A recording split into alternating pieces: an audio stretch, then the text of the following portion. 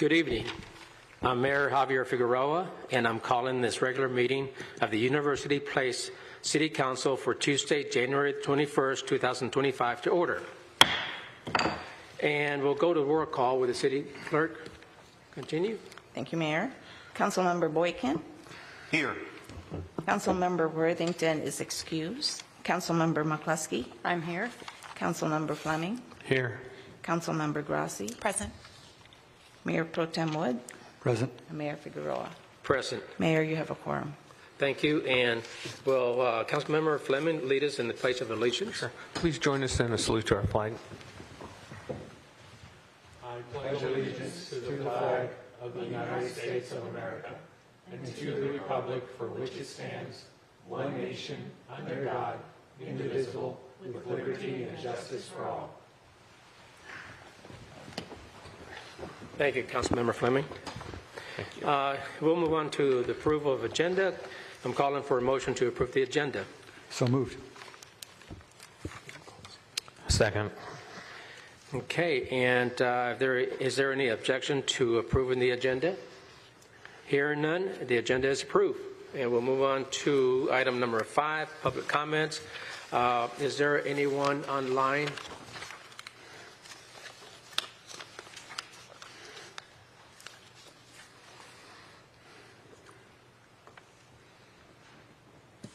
No one online, Mayor. Thank you. And is anybody here present from the public that would like to have any public comments? I don't see anyone coming forward, so we'll close the public comments section and move on to item number 6A, which is the, excuse me a second, 6A through 6G. And I'd like to call in for a motion to approve the consent agenda. Mayor, I move to approve the consent agenda as proposed. Second. Is there any objection to approving the consent agenda? Hearing none, the motion passes unanimously. And at this time, we have approved the consent agenda, which has the receipt and file of the recognitions to several members of our commissioners. And but besides just receipt and file, I do like to publicly name them and just say a few things about them because of the services they gave to our city, our citizens, and to this council. And the first one I have here is Rick Larson. The City of University Place recognizes Rick Larson for his service as a member of the University Place Economic Development Advisory Commission from January 11th to January 25th. And so Mr. Larson's longstanding commitment to and passion for the business community in University Place is greatly appreciated. And Mr. Larson, if you're listening, we all appreciate the many years that you served our community. You've seen a lot. And he started, I think, when all of our downtown hadn't even been built. And so we really do appreciate his service, and I know that the rest of the council and city staff, as well as our citizens. Thank you. The next one is Ron Kent. And again, our City of University Place recognizes Ron Kent for his service as a member of the University Place Economic Development Advisory Commission from January 2011 to January 2025. And again, he's all been part of, the Regional Growth Center sub-area plans. He's helped establish the 27th Street Business District Plan and the development of the currently ongoing city wayfinding signage plan. He's been intricately involved with a lot of our planning around here and economic development, and we just appreciate individuals like Mr. Kent, which we all know, and if you see him, congratulate him because he just has been he's always been out. He comes to ribbon cuttings, and he's just been a very participatory advisory member. So please thank him if you see him. The next one is Rick Melham. Am I pronouncing that right? Anybody can help me out with his last name? Melham, okay. Now, City of University Place recognizes Rick Melham for his service as a member of the University Place Park Advisory Commission from September 2022 to January 2025. And again, he was part of reviewing the restroom options at current Apple Orchard Park, as well as the connection trail at Henrietta Hest Park and Paradise Pond Park, as we are familiar. That work is still continuing. So with that, again, we just, and it's also been part of the feasibility study and space study for the Creekside Master Plan. Again, his commitment, support, and contributions to the city is greatly appreciated, and I know that our staff, without any of these commissioners, the work couldn't be done, and just the advice given to the council. And the last one, though, she's still in one of our other commissions. She did went from our planning commission to another commission, but the City of University Place recognizes Sandy McKinsey, and for her service as a member of the University Place Planning Commission from January 2021 to January 2025. And she was a key contributor and advisor to the council on many various roles that we assigned that commission to, as well as things like the comprehensive plan, which we all just adopted recently. It takes a massive amount of time and brain power and energy just to get through it and understand it and actually come to a conclusion that they can actually advise us on. So again, she's been viably been part of our telecommunications, small cell telecommunications, food trucks, accessory dwelling units, as well as the Housing Action Toolkit, and provided valuable input on the implementation of middle housing and of the 27th Street Business District Plan. Again, she's exhibited as a true advisor to our council, our community, and to staff. So I think, help me out here, Mr. Suck, but I think she's now in our Parks Commission. Is that true? No. Economic Development. Economics, okay, so she went from the planning to Economic Development Commission. So she still continues to serve our city. So you see her, congratulate her.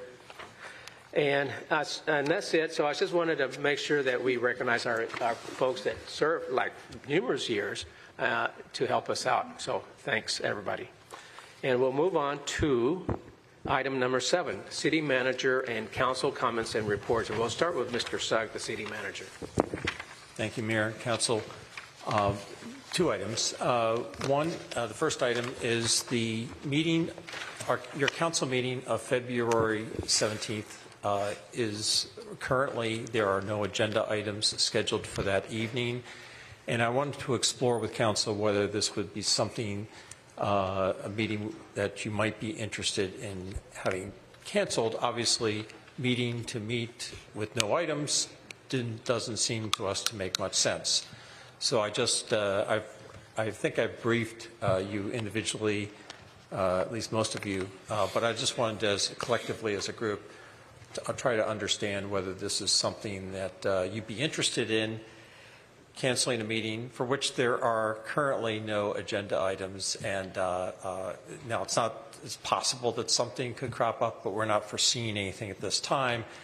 And so if you were interested, we would place the cancellation item for council on the consent agenda on your next meeting on February 3rd. So that's the reason I'm bringing this forward to you tonight. Monday, February 17th, currently we have no items. It's early in the year, and typically these agendas are light anyway. This one just happens to not have any items, so it's super light. So I'm just presenting that to you. And I wanted to explore that. If you wish to have the meeting, of course, we'll continue to have the meeting. But if you wish to cancel that, we would place that on the consent agenda for the meeting of February 3rd. Okay, so before I move on to other council members' comments. And then there's Oh, one more excuse me, item there we after you. I wanted to explore that with you first, just see if there was any, maybe you could bring that forward during the mayor's report. That's what I was ready And to do. so there's this, okay, so now back to Excuse the me. second part of my report. Thank you, Mayor. I'm going to ask Engineering and Public Works Director Jack Eklund to brief you on a project that Pierce County is doing at the southern end of our city, actually in Lakewood, that is affecting Bridgeport Way. Yes, thank you, Mayor and City Council. So the Pierce County is getting ready to start their some emergency sewer repair work on Bridgeport Way. So this past fall, the county discovered through a video inspection that their primary sewer pipe, the 72-inch pipe, in the section between our city limits and 75th Street, kind of in the general vicinity of Walmart, is in urgent need of repair. And so their work is anticipated to begin soon, and we'll start to see some traffic impacts. The first major order of work will be to install a temporary bypass of the sewer main. And if many of you may recall, it's been a while ago, so maybe people don't recall, but it's about 15 years ago or so, 10, 15 years ago, the county had to do some major work down on Grandview, in which we had some bypass piping installed. And so it'll be very similar, where some overland piping will be installed along the shoulder. In this case, they're anticipating installing these pipes along the sidewalk on one side of the street. I think they're anticipating right now to be on the east side of the street. So the sidewalk would be closed, and they'd have temporary detours to have people walk along the other side of the street. But that will be the biggest part of there will be some lane closures while they install the bypass piping, and also if they have to do some exploratory findings, to see where to make their connections. So those lane closures, although all that work of the connections are going to be in Lakewood and the repairs in Lakewood, the bypass piping will likely extend into University Place so they can get past that that damaged section. The actual repair itself is anticipated to be accomplished by doing in-place lining of the pipe, and so they're not going to have to dig up the pipe and replace it. So that'll really greatly reduce the impacts to the traveling public. And then the segments, I just want to reiterate, because people have asked this, I've heard a lot of questions, what does that mean for any sections in University Place? And none of the sections in University Place are in need of repair. They've done the video inspection, and they say once you, and not surprising, everything's better in University Place, right? But once you cross the city line, the pipe looks new. And actually, there's a more technical explanation for that. So the pipe itself, so it's a reinforced concrete pipe that has sewage will create hydrogen sulfide, which will have a tendency to eat the concrete. And in that section of pipe, in that area, in that vicinity of Walmart, it's a very steep section, which then creates more turbulence in the effluent, the sewage flow, which generates more of the hydrogen sulfide, which then increases the corrosion. So fortunately, the piping, once you get past that, is much more gradual and doesn't create as much of that problem. But there will be a little bit of patience for the traveling public, and it does impact, obviously, our residents as well as the Lakewood folks. But they are still working on finalizing all their plan, and they are working with our staff right now and keeping us up to speed. As soon as they know more information, we'll continue to pass that along as we get more information as well. Anything else, sir? That is it, Mayor, for my report. Thank you. Okay. And my apologies for cutting you short. I thought you were done, so, okay. I want to start first because I just want to clarify a few things. One of them is with Mr. Eklund's report. Normally, something like that, I would do it so there will be Q&A. And I know this council is quite curious about everything that we do, so I want to give you the privilege, if you had a question or clarification for Mr. Eklund, what was just said, I wanted to provide that. So anybody here that would like to just ask a dying question or clarification about his report? I would, Mr. Mayor. Mr. Boykin? Thank you so much. Can you hear me okay? I'm not sure. If this is... Can you hear me now? Yes. Super. Thank you so much. My question is, what's the time frame for the expectation of this being completed? So they don't have the final schedule from the contractor yet. The bypass work is, they think about 6 to 10 weeks just to get the bypass in place. And then we'll know more about the full lining. I anticipate that would take quite a bit longer, just based on the experience we had on the Grandview project, and that was a smaller pipeline. That still took, I think, about 6 months or more to get that one. It was a longer section, but smaller piping. But we'll know more, and once we get the schedule, we'll let council know, and also we'll post that out in our social media and website information for our residents as well. Thank you. And just one follow-up question. You've told me the time frame thereabouts of how it is going to be an impact. Exactly when do we expect that to start, though, as it's an emergency? Very soon. They're going to be getting, and they're going to get us the actual dates before they've asked their contractor for at least 48-hour notice before they have to get into that, and they're going to be putting up the variable message signboards out, so people traveling will be able to expect delays and so forth. But it is a pretty, they're quite concerned about the situation, since I think they discovered it in November. They declared the emergency in December, and they're starting in January. So they're moving quickly to get this addressed. So I would expect it in the next week or so to start to see some significant movement out there. Thank you so much. Thank you, Mr. Mayor. Councilmember Fleming had a few things. Thank you, Mr. Mayor. You asked one question, you opened Pandora's box, so I'm going to jump into it. We run about 25,000 cars down that road every day. Have we given any thought of working with Lakewood to create a bypass that would come up 74th and down Lakewood Drive, so we can take some of the stress off that road when you start closing down lanes? For traffic, we haven't looked at that. We certainly can. It would make sense, I mean, to start looking at a plan on how we can bypass that area, just to ease the tension on it, for one. Because I'm going to presume you're going to close off probably, 2 lanes? It's possible. They Yeah. haven't told us exactly, because they haven't said have the full traffic control plan. But Yeah. they will do some sort of detour for folks, but they haven't shared that. I don't think the contractors developed it yet.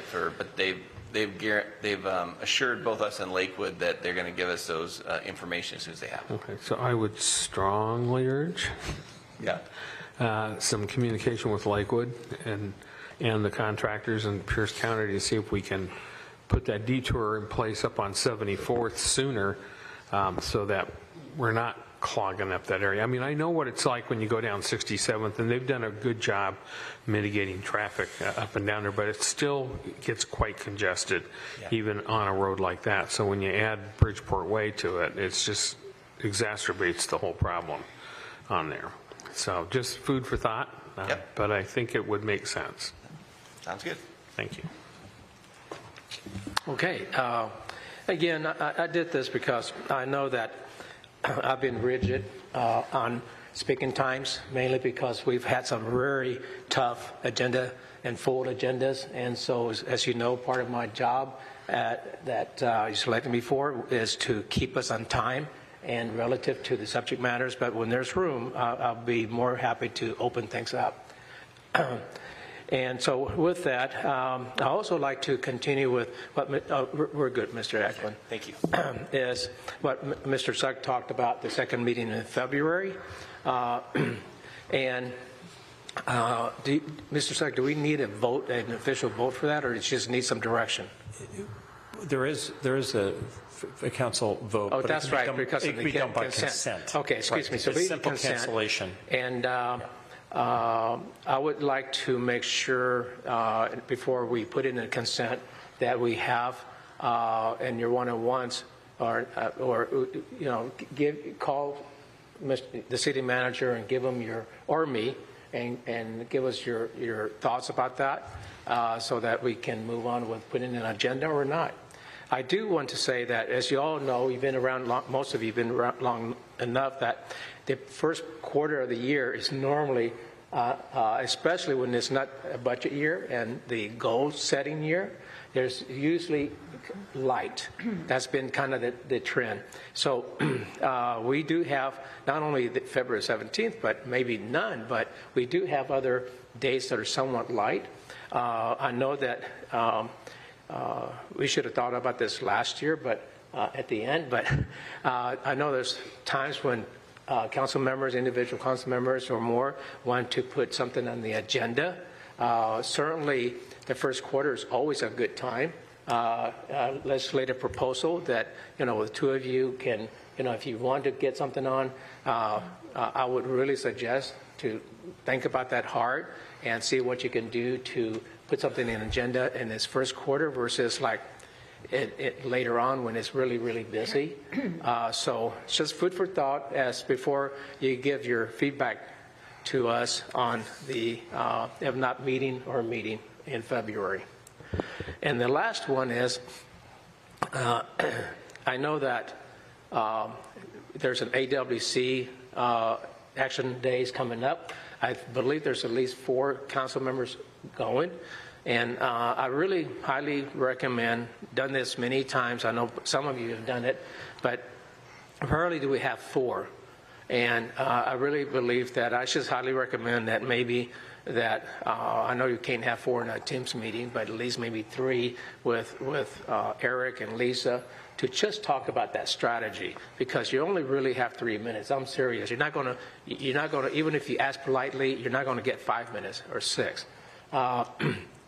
So think about who's going to take up the subject matter, which ones, and so that you have some strategy how you go in and visit our legislators on the legislative agenda we have. And I'm good for my comments, and I'll move on to my left with Councilmember Boykin. Thank you, Mr. Mayor. I just wanted to affirm that our opportunity for recognition of the work and achievement of Dr. Martin Luther King, Jr. Through National Holiday Celebration was a great opportunity to have a day on. I got an opportunity to get out and really continue to engage the community in ways in which provided not just appreciative reflection, but also the expectation of being highly restorative in terms of what it is that we get a chance to do and how we get a chance to serve. I think that there were a number of people that have favorite quotes of Dr. Martin Luther King, Jr., and I'm no different. For me, it's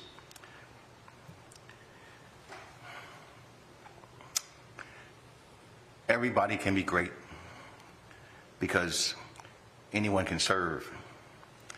You don't have to have a college degree to serve. You don't have to have your subject and verb agree to serve.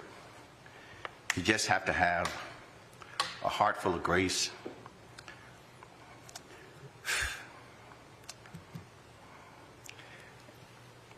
I'm just reminded that getting the opportunity to serve in this capacity continues to be a difference maker for me. I'm really hopeful that I never get too far away from that in my day-to-day engagement as it impacts the residents and citizens of University Place. That's all I have, Mr. Mayor. Very good, thank you. Councilmember McCluskey. Thank you. Wow, get to follow on that one. Thank you, Frank, for sharing. And hopefully everyone has the heart and soul of MLK, not only on his special day commemorating his birthday, but also throughout the rest of the year and into each and every lifetime. I do have a special quote, not from MLK, but from JFK. He indicated, and which is the heart of Martin Luther King as well as community service, as to what we all do on the council with our heart and our passion and our sense to improve everyone's lot in life. And that is, and you probably are familiar with it, ask not what you can do for your country, but ask what not your country can do for you, but what you can do for your country. I was in 3rd grade when I heard him say that.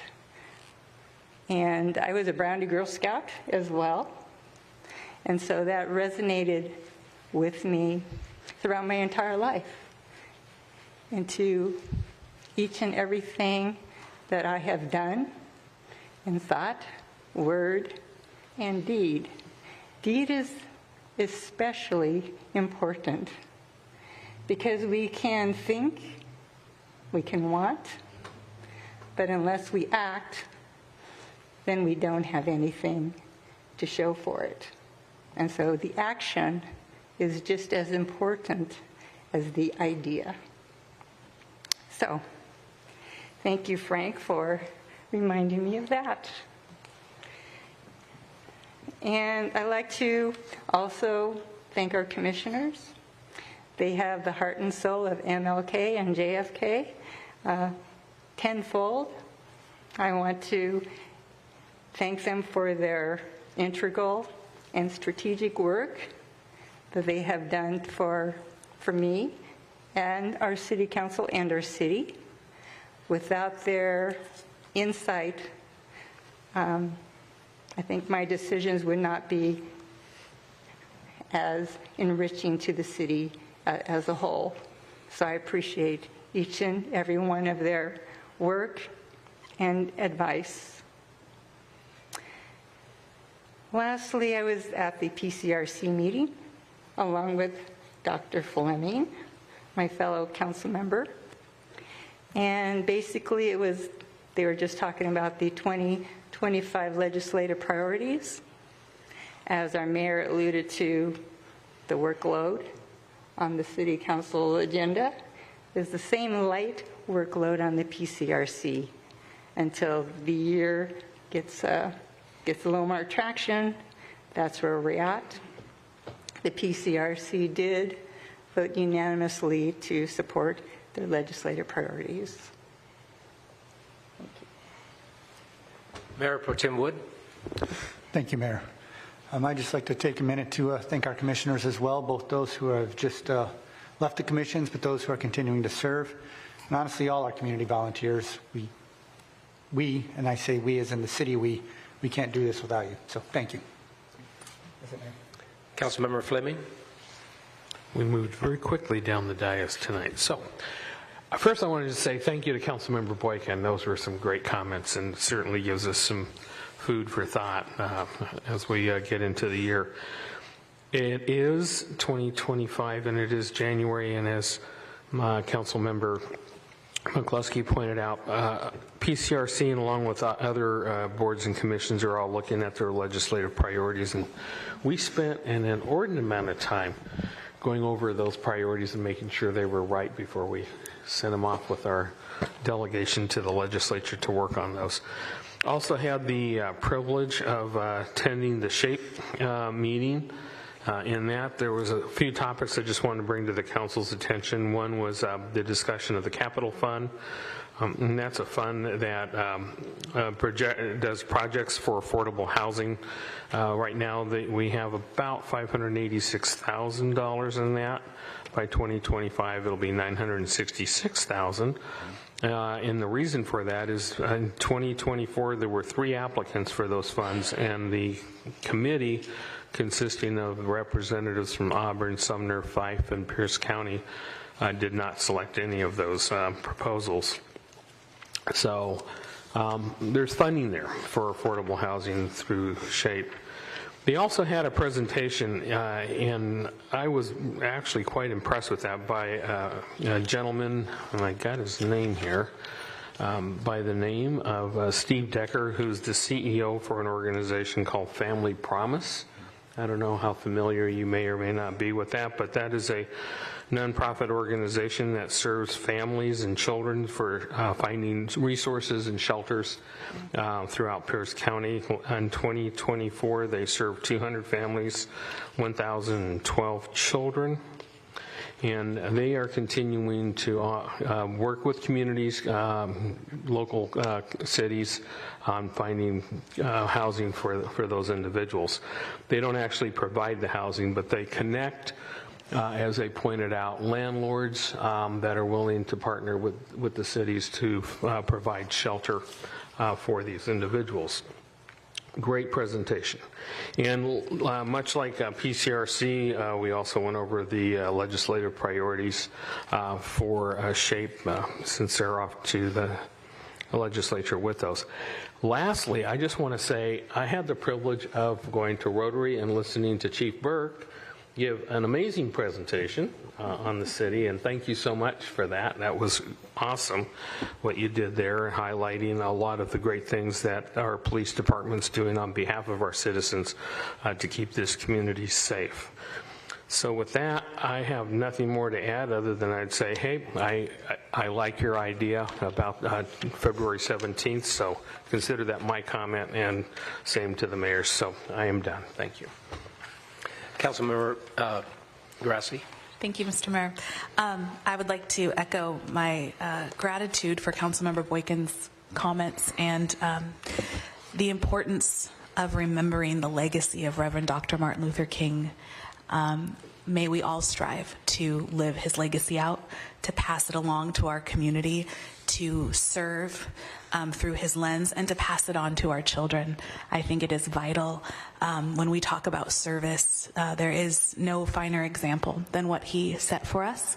And so I want to thank you for your setting the tone for this evening, starting those comments, and I think our community for walking that out. I believe there are people that work to strive to continue his legacy every day in our community, and it's not easy, and it takes forethought, and I just am grateful for everybody that works hard to make that possible. So thank you for putting that at the forefront this evening, and thank you to Reverend Dr. Martin Luther King Jr. May he always be in our lens of thought and his legacy. I also want to thank our commissioners and those that have served so faithfully. It is again, service of their time and their talent and their wisdom, and we are all better for it. So to our commissioners who have served, thank you. We are so grateful to have you in our community, and we treasure your time that you dedicated to our service. I also want to make mention of a project that Congresswoman Marilyn Strickland is doing in Valentine's Day. She is gathering Valentines for our veterans and first responders from the 10th District. So from now until February 4th and 5th, you can drop off a Valentine for our first responders and veterans at Lakewood City Hall. You could drop them off here. I'm just going to make that to my attention to me and make sure we get them to her. But Lakewood City Hall is gathering those for first responders again and veterans, and to send love. She'll be sending those all throughout the district. So that's a wonderful project that she's doing. I'm happy to be a part of it. And then also just wanted to say I'm looking forward to our retreat on Saturday as a council, and want to invite our community. I know it's noted as a special meeting, but it's always a wonderful way for our community to be involved, to find out more about our goals, what we're thinking in an extended period of time here on Saturday in the chambers. So looking forward to working with all of my colleagues on that, and wanted to make sure the community is aware they are welcome to attend. That's all I have, Mayor. Thank you. Thank you.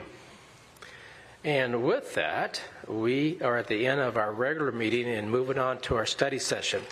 And our item number 8, Pierce Transit Destination 2045 Long Range Plan. And we have a presenter from Pierce Transit, Darren Stavish. He's the principal planner, and Anna Peterson, the senior planner for Pierce Transit. And they're here. Thank you, Mr. Mayor and fellow council members. Thank you for having us. We've done the introductions already.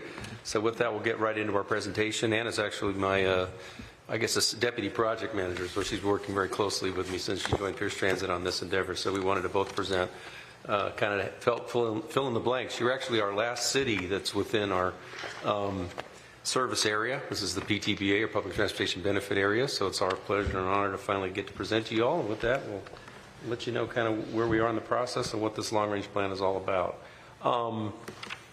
I think more importantly, all of our planning documents, we make sure that they don't operate in a vacuum.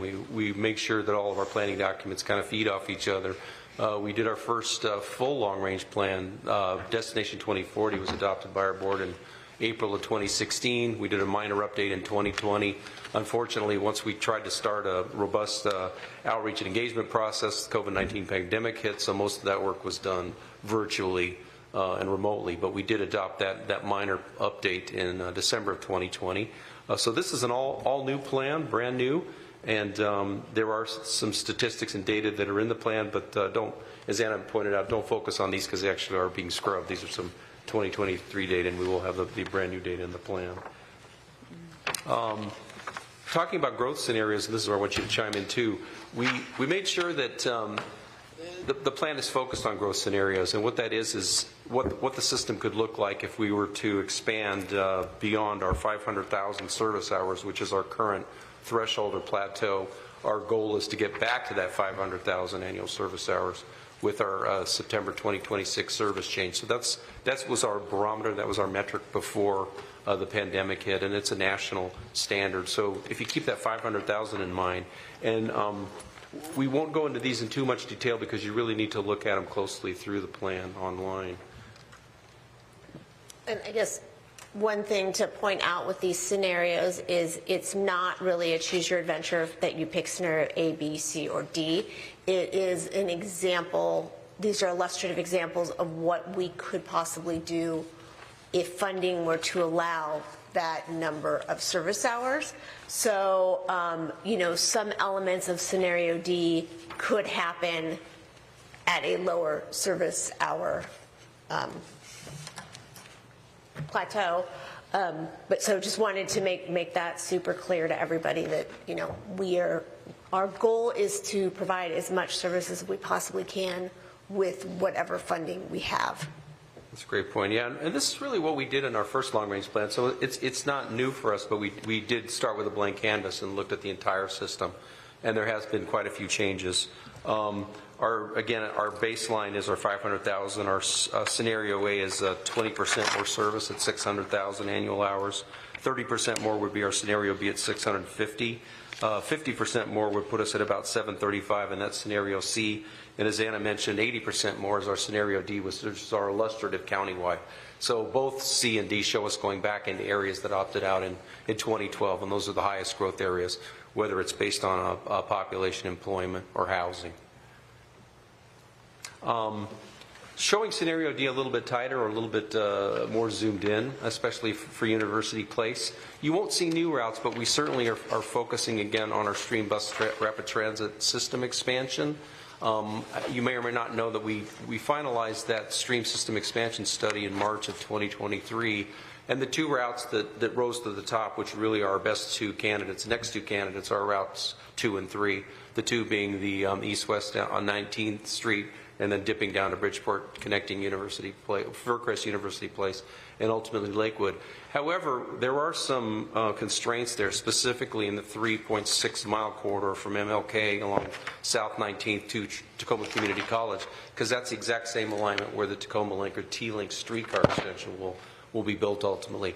So for us, we think it makes more sense to really break those up and look at that route in two sections. And we think the area from TCC down makes the most sense, and that would be the 8.4-mile section. So that project is not dead.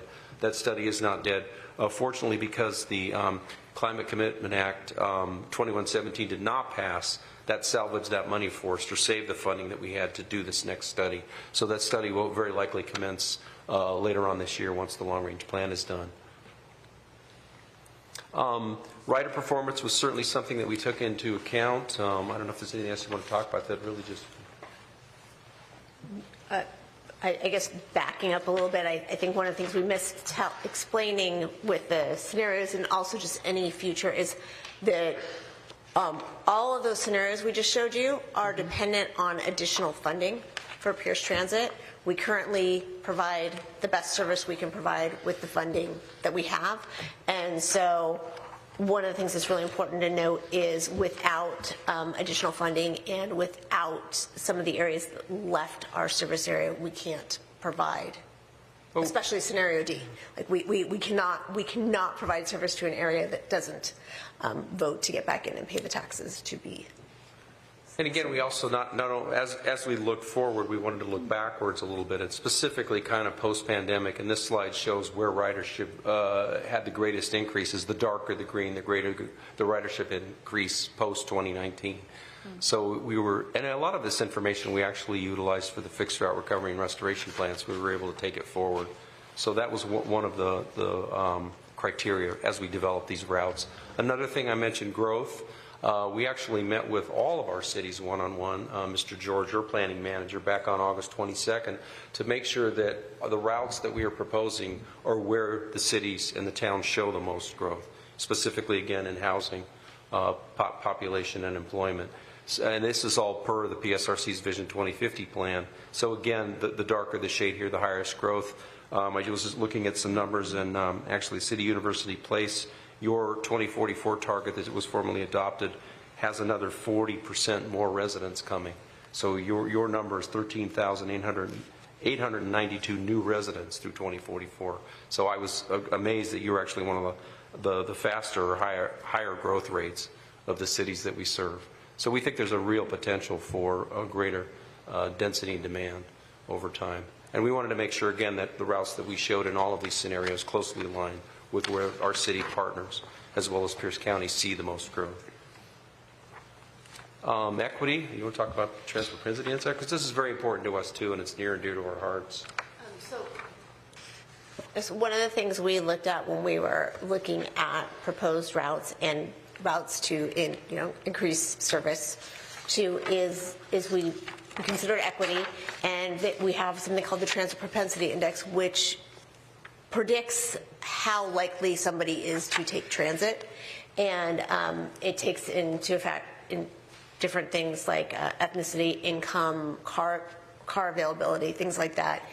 And we get this map, and what you're seeing here is that our routes do align pretty well with areas of high and medium transit propensity, which is our goal. We want to put the routes where people are going to use them. And I think it also speaks to the fact that our ridership base, unlike some of our peer agencies in the Western Washington, we have a very, very high number of people, and we find this out every time we do our rider surveys, that we're their only form of personal transport. So it's important for us to make sure that we are serving that customer base as best we can, and making sure that equity and environmental justice are one of the key criteria. Again, it's really the four pillars. So I would say this, and again, housing, population, and then employment, jobs. So really those four pillars of what we utilized as we developed these routes. And they all were equally weighted in tandem. Capital needs, this is something you talked about in one of the previous presentations. Let me hand this back to you. This is one of Anna's slides. So for any expansion to our service, we have certain capital needs. And so based on current funding, we can aspire to 690,000 annual service hours. But for each scenario, to offer more service, to run buses more often, or to a broader area, we need more buses. So one of the things we had to look at, so it's not just about how many hours we can put a bus on a road with a driver, it's how many buses we need to provide that service to. So one of the things we looked at, and this is just kind of to give you an example of the various things that go into this analysis, as we looked at how many buses we would need for each of these scenarios. So this is just giving you an example of how many more buses we would need to put into service for each of our scenarios. Another thing to keep keep in mind is that the buses have to be parked somewhere. So as we do this, then we end up with a bump where we actually need a second base to hold our buses. So just keep that in mind as you think about what we're talking about and where there might be some gaps that don't make sense. It's not an even flow with regards to service.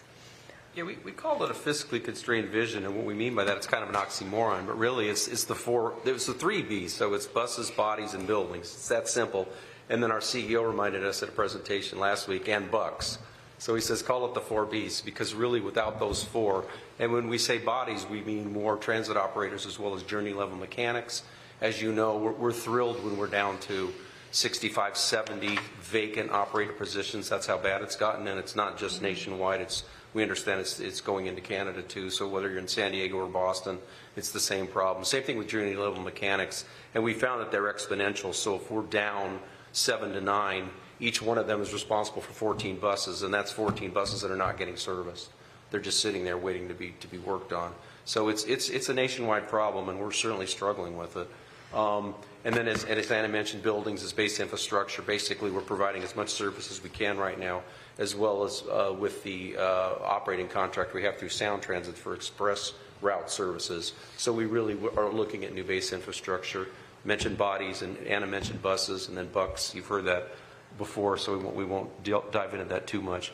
But again, if you look through the plan, you will see the cost assumptions based on all of these, because we were told by a USDOT report that we looked at a couple of years ago that the days of just saying it's an illustrative vision, but there's no money behind it, so that doesn't mean anything or over. Their advice was make sure that you cost assumption everything, even if we realize they're long-range projections, but we do show throughout the plan what it would cost for us to put any more service on the street. Certainly advances of technology. You want to talk about this at all? I think this is a fun topic because it's really happening. This is Darren's favorite topic. So another thing we looked at is we know what we have today. You know what we have today. But we're also looking at what's coming up in technology. While we don't know exactly what's going to happen, we're tracking it. And so that's one of the things we want to make sure people know is that we are looking at, we have our runner service now, which is a micro-mobility type service. But, there's a lot of talk about autonomous vehicles. So we are keeping track of that. We're not promising or even predicting that we would have autonomous vehicles in our system anytime in the near future. But it is something we're looking at. We're not ignoring the future. Back when we did this plan before, one of the ideas was it would be great if people could get real-time information on more buses. And now they can. You can get it on your mobile phone, and even at some of our stops, we have real-time information available. 20 years ago, that was not an option. So just want to make sure and we can't predict that, but so some of these things might happen before 2045. And we started to look at case studies. One was downtown Jacksonville, Florida. It's actually getting rid of their elevated people mover, and they're transitioning to autonomous micro mini buses. Also, the University of Charlotte. North Carolina at Charlotte campus is doing the same thing. So it's a lot sooner rather than later. We don't want to scare you. It's like, wait, there's no driver in that bus. Not quite yet, but certainly these are happening sooner rather than later. So we want to make sure that we're at least looking at nationwide best practices and following these as we move along, as we move forward. And I think really that's it. We wanted to keep it short and sweet. We hope that you take some time to look through the plan. I did bring a handout that I believe you were given beforehand, which kind of explains the focus areas as well as the timeline and milestones on the other side. This first draft plan is available through February 3rd for public review and comment. There will be a second draft plan, whether you want to comment individually online or together as a council. We'd certainly appreciate hearing from you. We're not looking for what's great about it, but what would you do differently, or what are we not speaking to that you think we're missing? Other opportunities, because we live and breathe this stuff every day, so we want to make sure that it's what's the word, a digestible plan, a palatable plan. I could think of a good word. Digestible. I guess it's more digestible because you might not like it. It might not taste good, but that makes sense though. But I think the most important thing, I hate to leave on a downer, but we are unfortunately providing as much transit as we possibly can, based on the 0.6% sales tax revenue. We're the lowest funded in Western Washington. You go down the road to Intercity Transit, my best friend is a planning director, they're at 1.2%, and they've got so much cash that they've gone fare-free. They can pay more to operators. Our folks are going down there, they're retiring, or they're saying, between here and there, I might as well go down there and take a job because I can make more money. And then they've stopped all advertising on their vehicles because they just don't need the revenue anymore. So we can do a lot with just a little bit more funding, and we want to make sure that I was going to say, one of the biggest takeaways from this plan is that we're showing you what we would like to provide, but we can't provide any of it without additional funding. But we also want to make sure you know that we've looked at how much funding we need to provide these things. So this is not just throwing it out there and saying, hey, we need more money. This is saying, we would like to do this, and this is what it's going to cost to do this. And there hasn't been a planning partner, whether it's a city, town, or Pierce County, that hasn't said to us, we're booming. I mean, this area is booming. I don't need to tell you this. You all live here. And it's coming. They're coming fast. And they are coming. And we as an agency want to step up and provide that level of service. Because like our CEO always says, great cities have world-class transit no matter where you go in the U.S. or anywhere in the world. And we think the time is now. And we're excited by the plan. And we hope that you all feel the same way if you take a look at what we think we can do in both the short and long term. So with that, should we open it up for questions? Or Sure. And before we do, can you just quickly expand a little bit more about your funding? Like, I know you talk about the sales tax, we know about that, but what are the other options like PSRC and other things? It's just go through that because that may spark some comments. Mayor Figueroa, I don't have the exact figure on me, but it actually is in the plan. We do show where our funding comes from. It's also, and I can provide it after I leave tonight. Certainly for operating funding, the majority of it is still our sales tax revenue, Pierce County sales tax revenue. But again, it's only on big ticket items, as you know. And one of the things, I'm sure know as a city, we don't know when grants and things are going to come through, so we can't base our system planning on that type of funding. So most of our funding comes from sales tax, and that's the one thing we can somewhat accurately predict. We get a very less than 3% of our revenue comes from fares.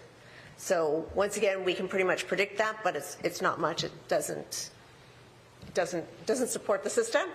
And then we do get various grants and things like that, but there is some formula funding through the FTA too for operating. As far as discretionary grants, we had a really good year last year.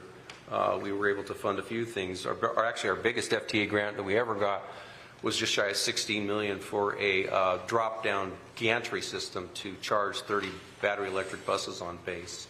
And Anna's actually the project manager for that as it goes into development. It was $15.7 million through the FTA. And it was the biggest one that I think in Pierce Transit's history, or at least since I've been there. Certainly some smaller grants through the Puget Sound Regional Council, namely for battery electric charging infrastructure at Tacoma Community College. And then we have another one that we just were given the green light on for the same thing at the Lakewood Transit Center. And what those are is they're actually inductive charging, whereby the bus just drives over, parks, and the operator can either at TCC run over divers and get fish and chips, and in a half hour come back and they've got 57 miles of distance built back into the bus. So they're wireless, contactless. It's like the pad that you drop your phone on to charge. So that technology, and that will be for 4 buses at a time, and it's the same system for both of those. So we are looking at inductive charging as well as plug-in conductive charging that we just put in last year at the Commerce Street station. Thank you. I'll open it up. I know some are more prepared to ask, and others want to hear a little bit more. So I saw the first hand come up with Councilmember Fleming. Thank you, Mr. Mayor, and thank you both for being here tonight and talking about. I think this topic is certainly near and dear to everyone's heart.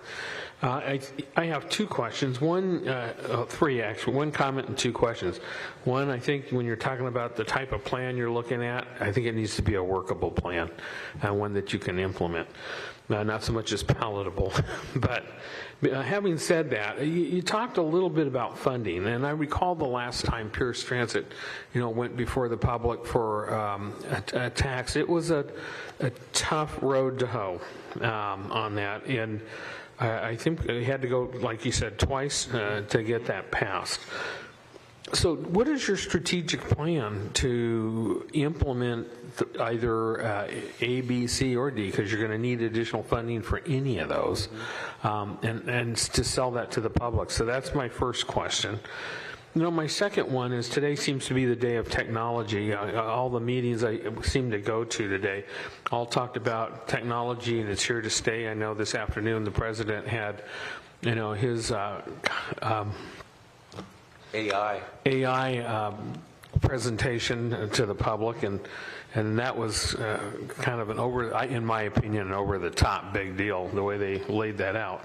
But when I think about technology, there's an automatic assumption that everyone has a cell phone, everyone knows how to use it, and everyone can just plug in wherever they happen to go to make it work. But we have, especially in 2025, when we peak with our baby boomers and our aging population, there's a lot of residents who rely on public transportation who flat out just can't manage their way through the technology that we have. So how do you, and those are people who are going to rely on that public transportation to get around. How do you mitigate that, in the proposals that you have? And into the future, as this population, like I said, peaks and then moves on and more become reliant on the public transportation to get about? We are aware that not everybody has the same access to technology, and currently you can, for example, pay cash for your fares, or you can use an Orca card, or you can have an app on your phone. So you don't have to have a smartphone to be able to use our services. You can dial in for some of our services and talk to a person or a computer and tell it, what you want. But that is something we are constantly listening to, and sometimes we don't know what somebody's barriers are until somebody lets us know what those barriers are. And if we've created a new barrier, we want to know about it. We do consider those things, but there is always a possibility that we might miss something. I just sometimes get afraid thinking that, when you say let us know what it is, well, if the barrier is communicating through technology and you don't know how to use it, there's no way they're going to let you know. And so for example, this summer, when we were trying to get the word out to people that we had this plan coming, we went to our community development department is great, and they always go to different community events like farmers markets, things like that. So we went along with them for the ride, and that was definitely one of the things. We had people come up, and we have a map of our service and talk to them about service and things, and definitely working one-on-one with people to help overcome their barriers, because everybody's barriers are different. I mean, there's certain ones that we know exist, whether it be not having a smartphone or not having a credit card so that they can then fill their Orca card. We're aware of that. I have a suggestion, just for what it's worth, and then I'm going to be quiet because I'm sure everyone here on the dais has got questions. You never know what you don't know. I'll use healthcare as an example, since in my other life I get to play the role of a doctor. We assume everything is great because on our side of that equation it looks good. I can order tests, write prescriptions, I do whatever I want. On the patient side, it's a nightmare, but we don't know that until like last year, as my colleagues know, I got to play the role of a patient, and trying to navigate our healthcare system was a nightmare. So it gave me a whole new appreciation. In public transportation, I just wonder, do you ever put yourself in the role of the passenger, and what is it like to navigate your system? And if so, that's awesome, because that's the only way you're going to find out really how good or how much more improvement you need on your system. So. Yeah, we're required to. Yeah, we actually do use our system. We're required to use our system every month. Good. And additionally, I won't go into detail, but I just came back from New York City and was dealing with their system. And I can tell you, there are some flaws in that system, especially as a person visiting the city. So made me really aware of some things that now I'm going to actually go back to our people and ask them, do we do this? Because we shouldn't do this. Yeah, awesome. So, yeah. Thank you, and thank you, Mr. Mayor. Can I give you 10 seconds too on you mentioned about putting the plan in motion as far as funding goes. We can't ask for more funding, but we certainly could hope that a champion will pick up on this, kind of like the Transportation Choices Coalition that picked up on the ST3 plan back in 2015, 2016 and got that on the ballot. So that's kind of our dream, that somebody runs with the proverbial football and says, hey, look what Pierce Transit could do. Let's get a ballot initiative out there and ask for more funding. Okay, I have Mayor Pro Tem Wood next. Thank you, Mayor. So, Councilmember Fleming brought up our aging population, and that was actually something I wanted to discuss too, but not from the technology side, but more in the availability or ability to access transit side. And I've heard about microtransit, and I think you called it the runner system is what you have. I understand you have a trial going somewhere. Can you tell me more about that trial, how's it's going, and more importantly, if it's working and if we could get it here in UP? Because we have an aging population and we only have a couple of routes through the city. I'm just curious how that works. We have the shuttle. So we have runner. That's one thing, and anybody can ride runner for the areas that it serves. But we also have shuttle. Okay. I'm not sure if you're familiar with that, but a person to ride shuttle has to meet certain qualifications. We are not the experts on shuttle. You have to apply. So definitely people who are physically disabled or have other handicaps and elderly go through a process to apply for shuttle. And shuttle is more of your door-to-door service. Okay. And by law, shuttle is required to run. So shuttle somewhat follows where our lines Fixed route, go. yeah. They follow our 3/4 of a fixed mile. route 3/4 of a mile out. So the more fixed route service we have, the more shuttle service we have. And in some places it's called paratransit, if that makes it sound more familiar to you. Okay. Yeah, runner for us really was areas simply where fixed route didn't work. So in lieu of abandoning a community completely, such as Northeast Tacoma, we found that at least in the meantime offer runner, although it is prohibitively expensive, it's not a replacement for Uber or Lyft by any means. We were doing door to door, and we take you to the closest bus stop, but it's we could certainly send you some information on it. You know, we don't think it's going anywhere in the meantime, but it's more of a stopgap measure. It's kind of a better than nothing option, unfortunately. I mean, it does work, but it's prohibitively expensive. It's not mass transit by any means. Okay, thank you. Second question, and then I'll be done. Bus rapid transit, we've talked about this one before. I love the idea of bus rapid transit, but it also makes me apprehensive because it comes, I believe, with zoning changes required by state law. And so I would be curious as to what alternatives that get us, bus rapid transit light that don't trigger the, I'd be curious how that would work. Or Glad what you your brought that options up, are. because I jumped right over to kind of in the interest of time. We do have something in the plan that's called Fast, Frequent, and Reliable Network. And not to use a pejorative or not to diminish it, but it's kind of really BRT light. Okay. And the idea behind it is something that we could do a lot faster and a lot more affordable than bus rapid transit, something in the $1 million to $3 million a mile range through transit signal prioritization, kind of enhanced shelters, but certainly not a full-blown BRT station, off-board fare payment or collection, real-time travel information, things of that nature. So it's a lot of the passenger amenities that bus rapid transit offers, possibly a skip stop overlay service. So certainly wouldn't stop every quarter of a mile, more like a half mile, 3/4 of a mile or a mile. And it's something that we are looking at in the plan, because I think with the new administration, we don't feel that, going out for $100 to $150 to $200 million bus rapid transit, putting that project together again makes sense. This is something that, and you could do this to build ridership and eventually become BRT, but it would certainly provide a BRT level of service to our customers or passengers, and something that a lot more affordable and a lot quicker to implement. So again, look at that in the plan. It's called Fast, Frequent, and Reliable Network. It's not something we invented. We actually stole it from our friends up at King County Metro, but it seems to work for them. We didn't steal it. We We're don't steal it. honoring them. Imitation is the greatest form of flattery, right? But yes, it is in the plan. Right. Thank you very much. That's all, Mayor. Pleasure. Councilmember McCluskey. Okay, thank you. Well, several of my questions have already been asked and answered. Do you have a hard dollar amount of the funding you need for, let's say, scenario D? Yes, but I don't have it memorized, but it is in the plan. Okay. So all right. for, just to make it a little bit simpler, so for all of the scenarios A, B, and D, we would need the sales tax rate to be 0.9%. It's currently 0.6%.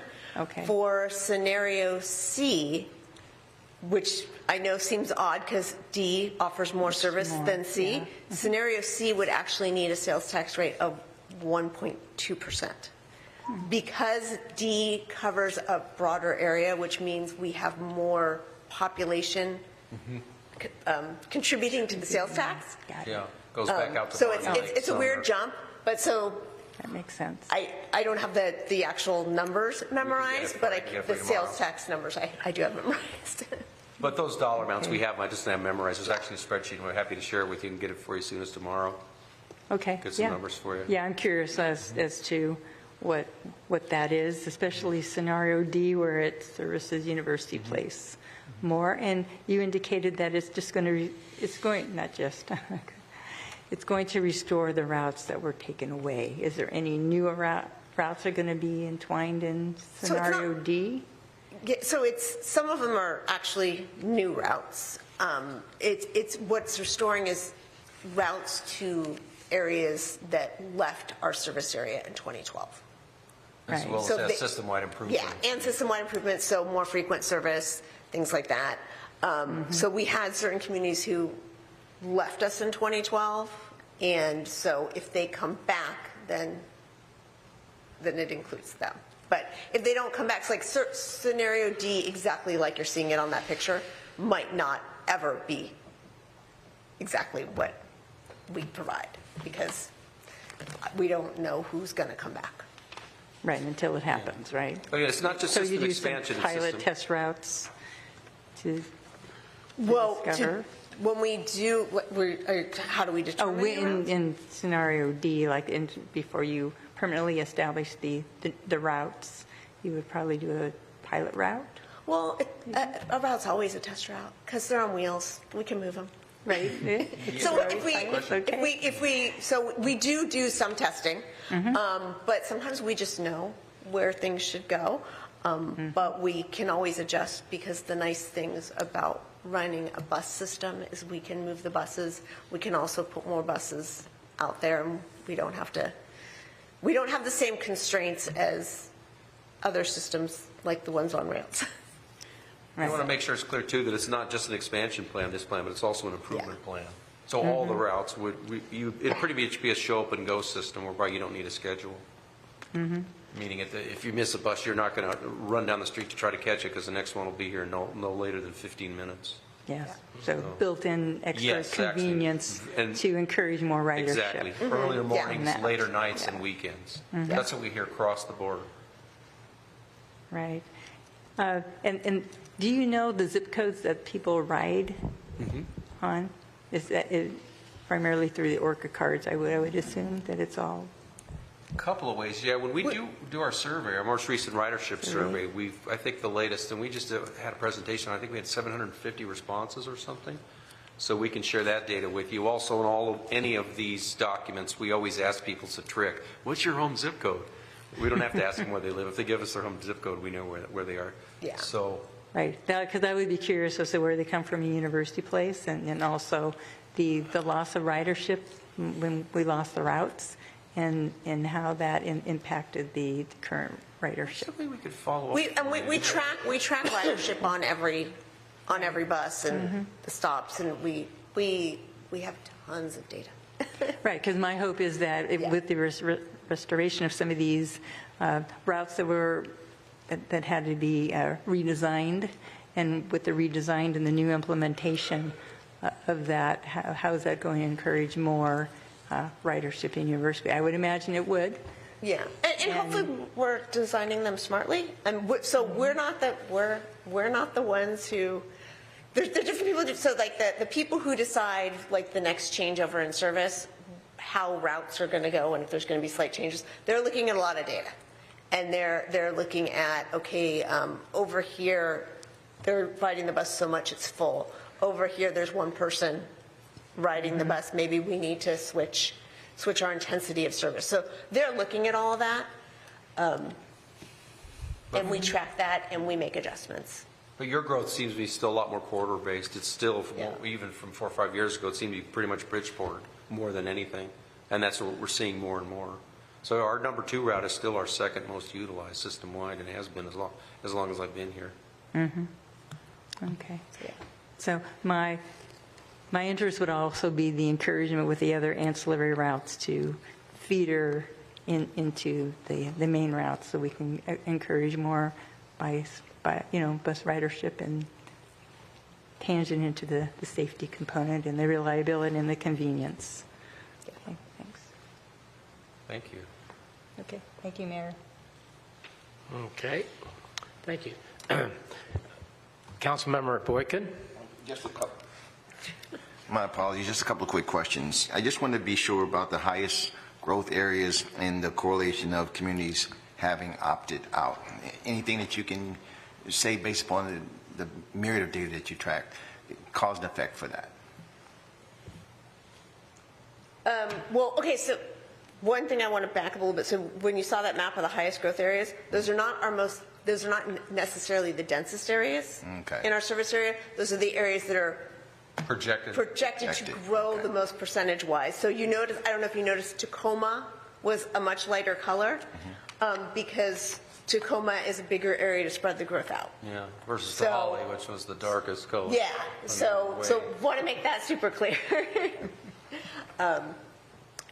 And then what was the second part of your... That was just very helpful. That changed the whole narrative of what my takeaway was, so I appreciate the clarification. I feel like I realize that that's a little bit misleading because people think that those are the densest areas, and they're not necessarily. And Councilmember Boykin, we did look at it through a countywide lens, so you'll see the entire county, regardless of whether they're in or out. But yeah, it can be a little misleading because somebody goes, well, why is that the big square circle that looks like Australia, which is the Hollies? Really, really high growth. And a lot of these high growth areas are outside to the east and the southeast, not necessarily within the current service area. And that's what we wanted to recognize, whether it's Bonnie Lake, Ording, or Sumner. Yeah, Tacoma is actually our densest, and even with these growth projections, if you put those with, it'll still be our densest area. And so UP will still be, more dense than some of these other areas. I mean, UP is growing quickly, but like you saw, also Ruston was darker too. Ruston can only take so many more people, but they've only got so many people. So when they take that extra population on, they've I'm probably exaggerating, so don't quote me on this, but they've doubled their population. So it's going to show as a really high growth area, but it's not anywhere near what the growth in UP, if that makes sense. Very much so. Thank you both for that. I appreciate it. Good questions. Okay. Thank you, Mayor. Councilmember Grassi? Thank you. Just a clarification. Thank you, Mayor. You said the 13,842, was that the number that you gave us for? 13,892 is your adopted population growth target through 2044, so it's just shy of 40%. Okay. So in 2020, you were at 34,866. 2020, one more time, 2020 was what? So in 2020, your population was 34,866. And your adopted growth target is an additional 13,892, which will put you at 48,758 residents by 2044. Okay. And that's what you turned into the county as well as the Puget Sound Regional Council. Yes. Okay. And that number based on, maybe this was clarification from Councilmember Boykin's question on that rider performance chart, the 2023. Oh, yeah, that was this is just the last 5 years, so I've lost I'm not on the screen anymore. That was just tracking Was that reflect? What ridership was. So part of knowing where growth is going to happen is to forewarn us of where we might need to put service into the future, where there might not be the population density or even the housing to support having transit, to know that we might need to move into that area. as it gets more dense. Yeah, and this map was pre and post COVID, and it clearly shows the University Place has had a big increase, up to and over 50% since 2019. Yeah. So you rebounded a lot faster than other communities. That's what we were trying to show here. I see, okay. And just anecdotally too, the vacancies that you have right now, driver vacancies are at what? Oh, I can get you the figure. I mean, the last I heard, and it's a couple of months old, was something like 65 or something. Okay. But I'll get you But the you figure. getting closer on 50 between drivers. 50 and 70 is what I thought I heard. Yeah, it goes up and down. I think it's our journey level mechanics that we're. That's the one. So That's even more of our constraint right now, because we can have lots of drivers and buses, but if nobody can fix the buses, they can't. It's like think of a hospital with Yeah. no surgeon. Yep. That's how important they are. It's exponential. Yeah. How important they are. Thank you. But I'm happy to get you those figures. So from HR, I can get them tomorrow if you like. No. That's okay. Thank you so much. Thank you. We're good? Yes, thank you, Mayor. Yeah, I'm good. Please send her the whole database of Pierce Transit. Yes, please. Well, those were interesting. I don't have any except for one. As you know, there's always a lot of conversation and work going towards evacuation of certain communities near Mount Rainier, where the Lahar will flow through. So does that even provide some additional funds or taxes towards providing transportation outward the way, so that if something happened, you might be there, because transportation will become a critical issue? We do have plans, emergency plans. And One of the appendices. Actually. yeah, so we do take that into account. We don't know when an emergency is going to happen, or, the extent of it. But we do, even smaller emergencies, like when there's an apartment building that has a fire, we will send a bus to be a warming center so that people, or, to transport people. We'll even just send a bus so that people can sit on the bus and have a warm place to wait while they find out what's going on. So we've got that. We do that, and that is part of our Plan. the Pierce Transit plan. Okay, thank you. Any other? Okay. Well, we thank you very much. Really appreciate you taking the time and come in to explain all this. And please let us know. We do have two representatives here, Councilmember Fleming and Councilmember McCluskey, that that are on the PCRC. I know that they play a big part in many other areas, so please reach out. We know that we have the mayor of Fircrest, who represents our area on the Pierce Transit, and we always would be happy to communicate with our representative to ensure that we get things done for our community. Our pleasure. Thanks for having us. Thank you. Thank you.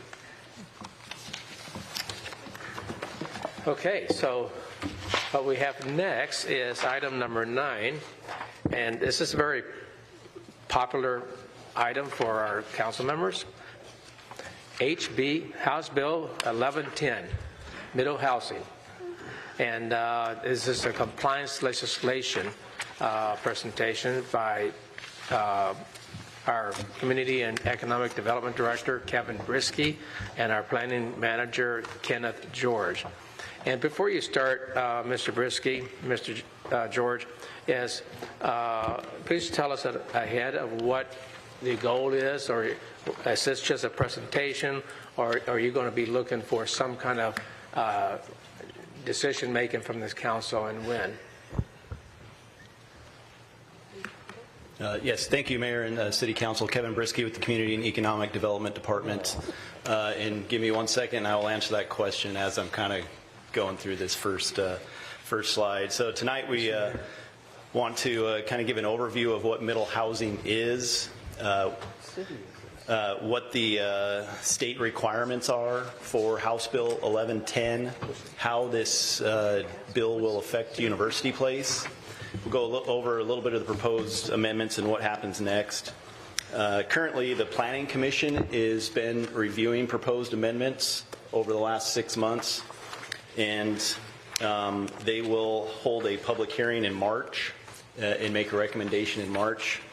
And then As we're going through these slides, we'll kind of stop and be open for questions periodically as we go through the slides. And tonight, really, what we're asking for the council is just feedback, answer questions, just provide information to the council so that you're the most informed you could be to make a decision on proposed legislation that will come back for you, and ask you if there's any other information that you see as we're going through here. Oh yeah, maybe it'd be nice if if you could provide us this information or that information.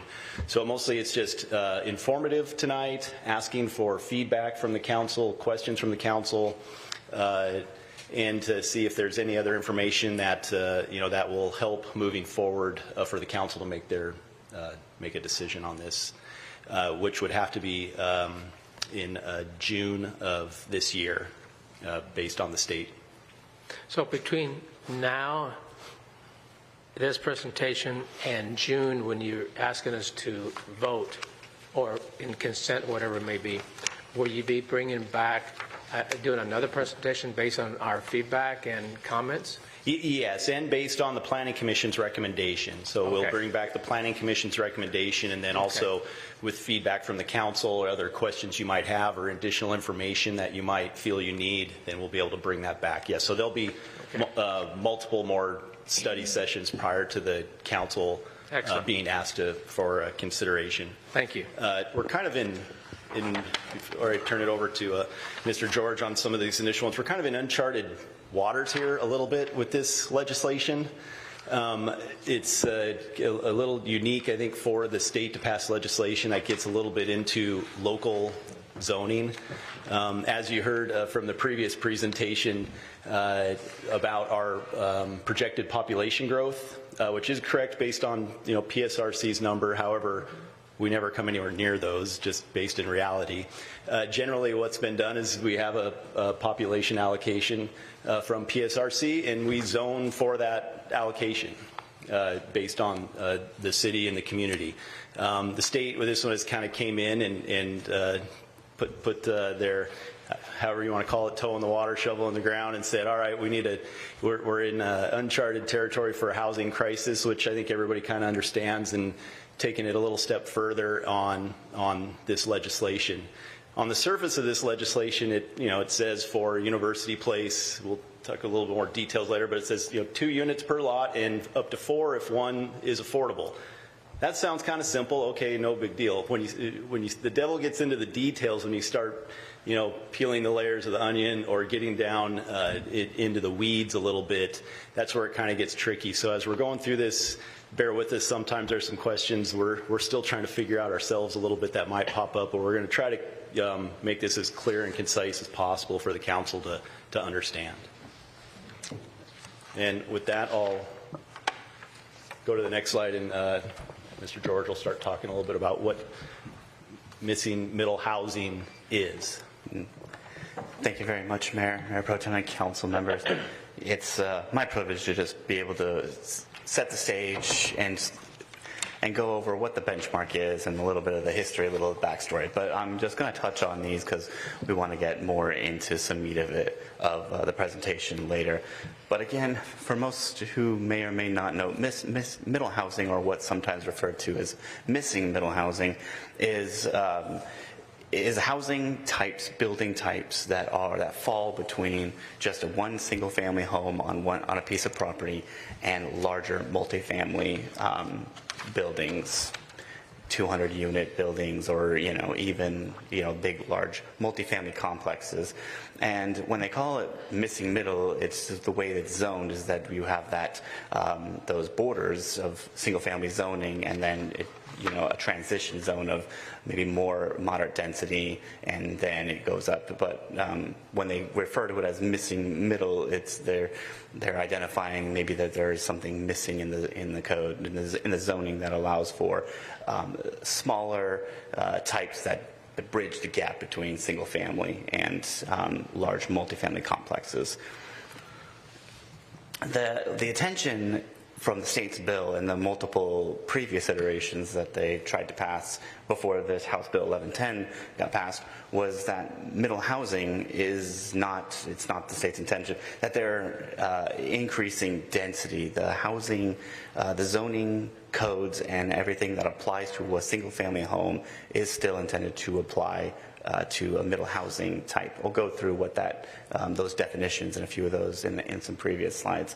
But just as one of the examples here on the slide is that you could have one house building that houses just one family, and one house that's, that houses two different families, like a duplex, but they could be the same exact size or the same footprint or floor areas as well.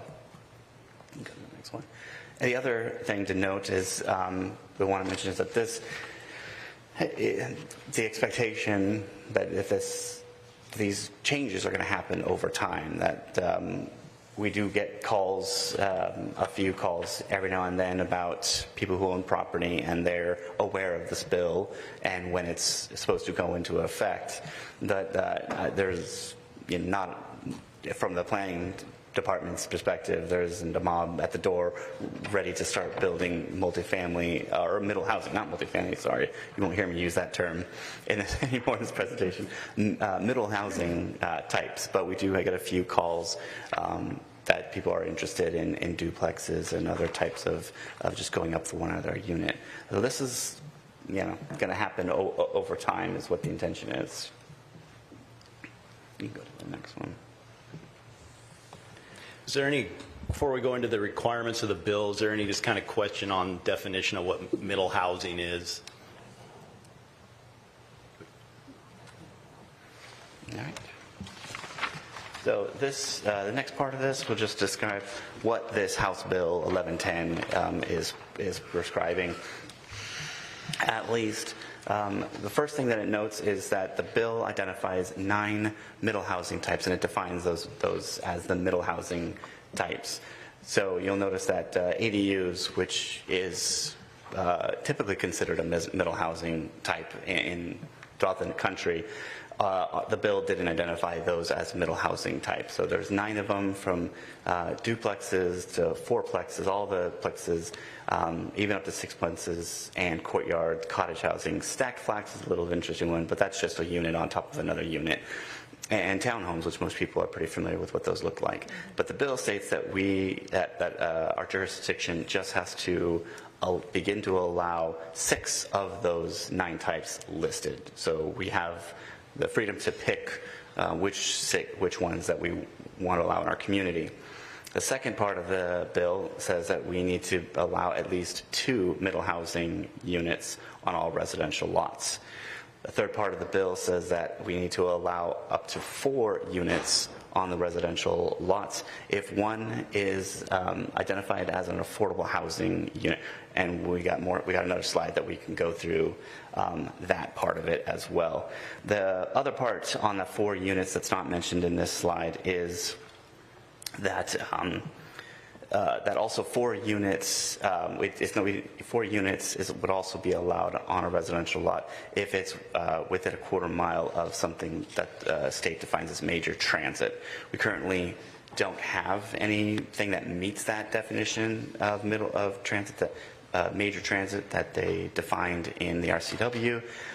So I missed it on this slide, but we want to make the council aware that one of those major transit stops would be a bus rapid transit stop.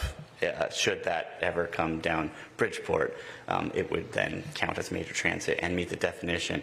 So it would eliminate the affordable housing unit requirement to get the 4 units, and it would just be if it's in a quarter mile of that stop, then it would count, assuming that that definition doesn't change into the future. We also want to note that we're working on, the bill does allow jurisdictions to apply design standards to those middle housing buildings, even if those design standards are not applied to a single family home. So but the bill does allow jurisdictions to incorporate administrative design standards for those. We'll get into that. That's a slide for that as well. And the last bullet point on here is to note that the bill is very clear that the jurisdictions are not allowed to apply different development regulations that are not also applied to single-family homes. And development regulations that we use, that the way we view them are setbacks and height restrictions, lot coverages, requirements, and all those things. So we couldn't apply a different set of setbacks for a middle housing building that we would for a single-family. So those need to be the same. But we can apply design standards. Are there any questions on that? Yeah.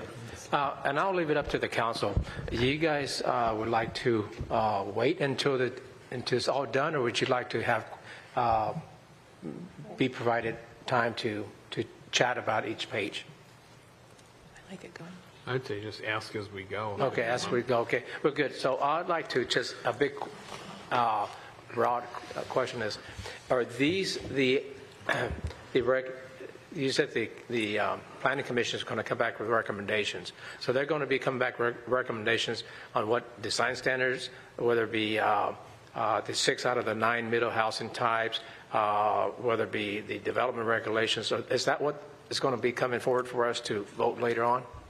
Yeah, that's correct. That's what Okay. they're currently looking at right now in a couple of draft forms. That's my question. Anybody else? Oh, Councilmember Grassley.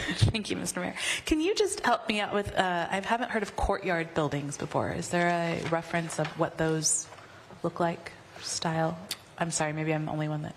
Yeah, I'm not sure if we have can't recall if we have an actual slide that has an image of it.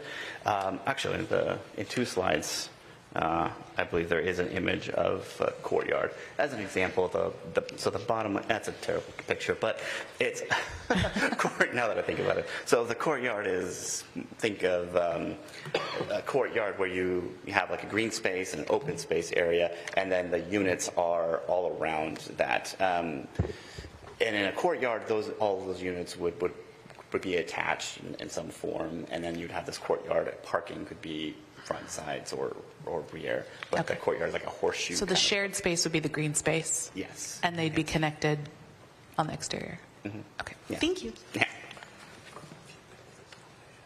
Okay. Well, And then this next slide is just to remind the council of our zoning, current zoning. This would only apply to R1 and R2 zones. This doesn't apply to our mixed-use zones or any of the multifamily zones, because those zones already allow for the middle housing density. Any middle housing type structures proposed in our mixed-use zones and multifamily zones would still fall under the current design standards that we have applied to those zones. So this would just be for middle housing that is proposed within the R1 and R2 zones as shown on the map. The working definition that we have right now is very similar to what's in the state definition. That means a residential building that are compatible in scale and form and character with single-family homes. And those would typically include duplexes, triplexes, fourplexes, townhomes, courtyard housing, and stacked flats. excuse me. Yeah. Councilmember McCluskey. Okay, just for clarification, Day Island South Spit, Sunset Beach, are they included in this as well? Okay, because I didn't see them in yellow, so I just wanted to. It's tough because Day Island has that overlay over the top of it, which kind of when you're zoomed out like this makes it look kind of blue. Yeah. However, Day Island is in the R1 zone, Right. so it would apply. Yeah, I could see where there's some houses that, on You still have all your other development regulations. South Spit, I'd like to see how that happens. Yeah. So maybe you can enlighten me in one of our staff meetings about how that could happen. Yeah. Okay, and also Sunset Beach is probably another issue in concern for this. So we may want to look at some exclusions just because of the infrastructure and the mitigation of the flood hazards and things like that. So I'm just curious on how that would all evolve. I'm not opposed to it happening there yet, but I'm just concerned and curious in those three areas. Thanks. We're good? Councilmember McCluskey? Oh, yes, I'm We're done. good? Thank Okay. you. Mayor Pro Tem Wood? Thank you, Mayor. Just a quick question for you. We've briefly talked on the side of looking at the possibility of like an R3 type zone. Refresh my memory, what exactly would R3 do for us, and would it apply to this at all? Is this a separate issue? I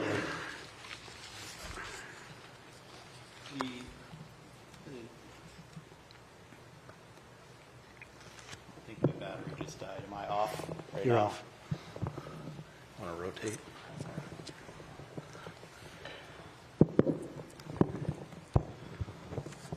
The R3 zone that we have talked about, which was in the Housing Action Toolkit, and maybe R3 is not the name that's used. It's just we have R1, we have R2, something in between. This is, to me, it's kind of two different items that would be looked at. This is strictly looking at compliance with the state law. The R3 is something that the council, we really have much more flexibility on, because that would be a whole new zone. It would be a higher density type of zone, something in between the R1 and R2, and then straight to the multifamily, which is 35 units an acre. So it's kind of two different things, I think, is the way I'd look at it. Where the R3, you can, move around and say, all right, it would make sense to allow a little bit more density here or there, where the state law with the House Bill 1110 basically says it has to apply to all your R1 and R2 zone. Got it. Thank you. That's all, Mayor. Okay, we'll move on. And just to remind everybody, please speak up to the mic so that the recorder that's recording this for the public catches your voice and your conversation. Thank you. Mm-hmm. Thank you. Continuing on, but before I move the slide, just I mentioned it in one of the previous slides, but again, just not every lot is going to be feasible to allow for it. There's going to be so many other factors, even critical area factors that would apply to a single family home, then that would also then apply to middle housing. So there's going to be a lot of other factors that might preclude somebody from being able to actually feasibly build middle housing on their site, even though it may be allowed in some form when we eventually adopt this. But moving on, I did want to, this next slide, the working proposal going before the Planning Commission is for these specific 6 middle housing types to be included in our 6 of the 9 that the state added in the bill. So that would be a duplex, which would meet our 2-unit requirement, as well as a triplex and fourplex when they get those meet those affordable requirements. And then also that would include townhomes, stacked flats, and we are throwing in courtyard housing in that as well to allow for some of those. The other ones that are in the 6 of the 9, that was discussed, and these are the ones that were being proposed right now to the Planning Commission. And on affordable, the bill is pretty clear on what needs to happen in order for a unit to meet that affordability requirement. This is almost verbatim right out of the bill, but the cost of that unit that is being identified as affordable can't exceed 30%, which includes utilities other than telephones. That's right out of the bill, of the monthly income of a household when it's rented to a household that doesn't exceed 60% of the area median income. Or if it's under an ownership, either as a condo or unit lot subdivision, which we have slides that we'll get into later, 80% of the area median income. Additionally, the state requires that we can record a restrictive covenant that ensures these requirements for 50 years. So that would be a restricted covenant recorded on the property for 50 years that unit must meet these requirements for affordability. We had some, when we looked at, in conjunction with the South Sound Housing Affordability Partners, or SHAPE, did help us when we did some previous middle housing work in 2020, before this bill passed, pulled some numbers on those kind of affordabilities and what AMI was. So the numbers that we have are 2022 numbers, but and we don't have a slide for them. I apologize. The slide for that actually does exist on SHAPE's website. It's a slide publishing specific for University Place. That's a tab that we have. But the household income from 2022. 100% of AMI was $112,600 per year. The 80% of that would be about $90,000, and the 60% AMI of that would be about $67,560. SHAPE also at that time, in their presentation in the slides that they have, the monthly rate, the monthly rental of at that time, they pulled the research for us on that one, and the 80% for monthly rental would be about $2,250 per month, and then the 60% monthly rental was $16,090. Just wanted to. And I think I did take a quick look at our current, AMIs, and they didn't change much from 2024. Don't have those exact numbers, but when I just glanced at the AMI stuff, did some quick calculations, and it is still pretty similar. So, but I wanted to just also provide that. So that's just. So for 80%, if someone was going to sell one of it out of the 4 units, the sale price would be $370,000. If you wanted to rent a unit at 60% AMI, it's $1,690 to qualify. Just wanted to give you kind of a definition of what affordability would mean for the 4 units if somebody chose to go that route. Before we move on to the next page, are you ready? Okay, well, I know. So we have some council members, but I'm going to go first.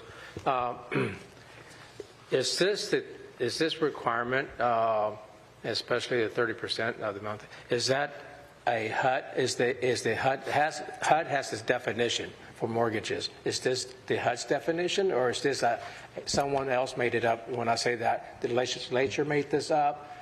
And how does that compare to HUD? Because, for example, if this was more restricted than the HUD requirements, then you're going to block a lot of people from being able to do anything and utilize HUD. So just expand on that. Yeah, it is. This request 60% and 80%, those requirements are in House Bill 1110, but the AMI and HUD numbers is what I believe we would use. Yeah, it's in the House bill for the 60 and 80% requirements, and then you establish the area median income based on the HUD numbers. Okay, so that was what was used. Okay, I saw Councilmember Fleming first. Thank you, Mr. Mayor. Kevin, if you look at, on the affordable rental to 60%, and you're building these things, you said you've got to sign that covenant for 50 years. So if you just do the math on that within a couple of years, maybe 4 or 5, starts to fall behind the rate of inflation.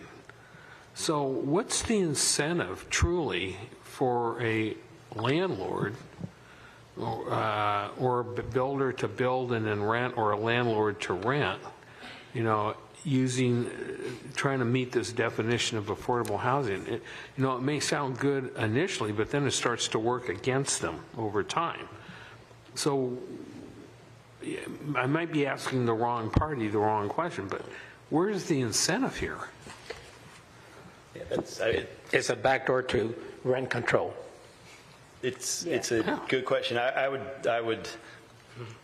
uncharted waters here again. I'll go back to the start, since this isn't something we have a lot of expertise in. But I would say it might not fall behind AMI. If your area median income, if the area median income of Pierce County increases faster than your CPI in the area, then your rental rate will go up more quickly that you can charge.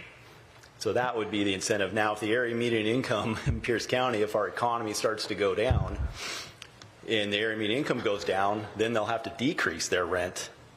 Right, but this, you know, if you look at the language, it doesn't say, and I don't know the answer, that's why I'm asking, is at the time of rental or at the time of construction, is this number locked in or does it float year to year?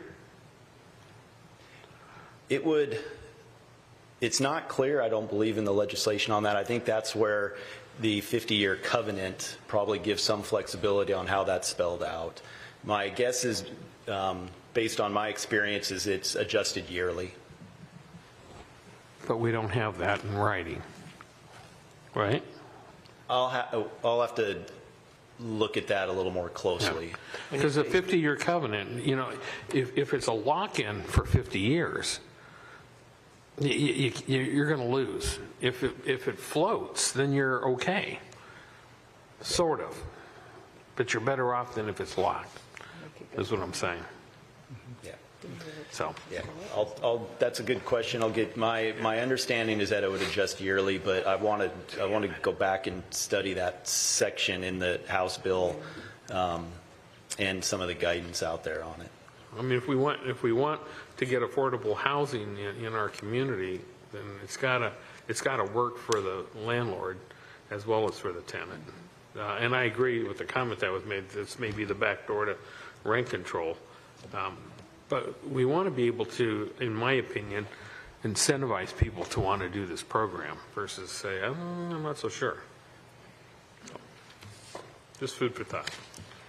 Before I move on to the next council member, just a comment on yours, Councilmember Fleming, is that it would be fluid, but it always will come to back to the rent control. I think this is all about, it's not a we meaning at the city level, but certainly at the legislation level, and I think that will be a good one. Because like any legislation which you've been there, they can't think of everything until it starts being implemented. We never think of the second and third order effect. Exactly. So one thing that to be well prepared for it is really take a look at it as a council and even with your peers and other committees and try to come up with something that can be debatable and be put forth with legislation with our representatives and say there's a flaw here, it needs to get corrected. But it takes, you can't do that in the last month before it starts. We have to start working on it now so that we have a nice solid opposition to what's going on. So okay. Yep, I agree. Mayor Pro Tem Wood. Thank you, Mayor. So quick comment on that as well, then my question. I was just listening to the news today, and I guess the House is debating, or the legislature is debating the possibility of doing a cap on rent increases percentage year over year to like 7%. And I'm kind of curious how that'll go with this. If AMI increases more than 7% or something, I'm just, that'll get entertaining when we get there. My question, though, is there a minimum square footage requirement? Because you can have a $1,600 broom closet, or you can have, if you could tell me a little bit more about that, I'd appreciate it. Yeah, it's. I don't have the language right in front of me, but it has to be something comparable to the other units on the lot. So, to do the affordability, you can go up to 4 units, and so you couldn't do one of the units at, let's say, a 300 square foot studio, and that's your affordable unit, and then do the other units at, 1,500, 1,800 square feet. The bill does say they have to be comparable to the market rate units on the lot. Okay, so I'm just kind of curious because we just toured the Alta Vista apartments a few months ago, and as I recall, their one bedroom was in the neighborhood of $1,600 a month, which would actually qualify under this. Was that considered affordable, or what is that? How does that work? These numbers, I believe, are based off of 2-bedroom apartments. 2-bedroom apartments. Yeah. Okay. Yeah. Got it. Thank you. That's all there. Okay, you continue, please. Just in our initial section, I think I only have 2 slides. Yeah, design standards. Yeah. So the next slide here, I just wanted to, again, to mention that we're working on design standards for these middle housing types. We've hired a consultant to help work with us on some of these as well. And the state did put out some guidance on these middle housing. So there's a lot of work that the state in creating this user guide that kind of walks through some of these implementation of House Bill 1110 in terms of reaching out to the general community, talking to Master Builders Association and various other things. So it is the work that the University Place has to do is a little bit less. So we hired the consultant that we hired has kind of gone through some of the same design options that are in the state's user guide with some tweaks that the Planning Commission is discussing right now at that level.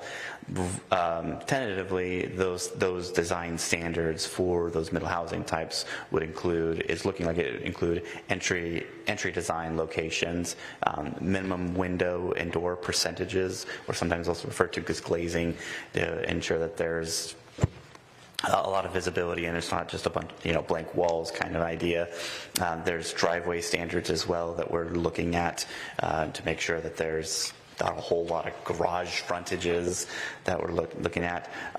Facade articulation requirements as well that would be included, and some pedestrian access to those various units in whatever fashion a property owner, and the middle housing types would put on their site. So those are just some of the design standards that we wanted to not get into great detail on, still being worked out, but wanted to highlight them here.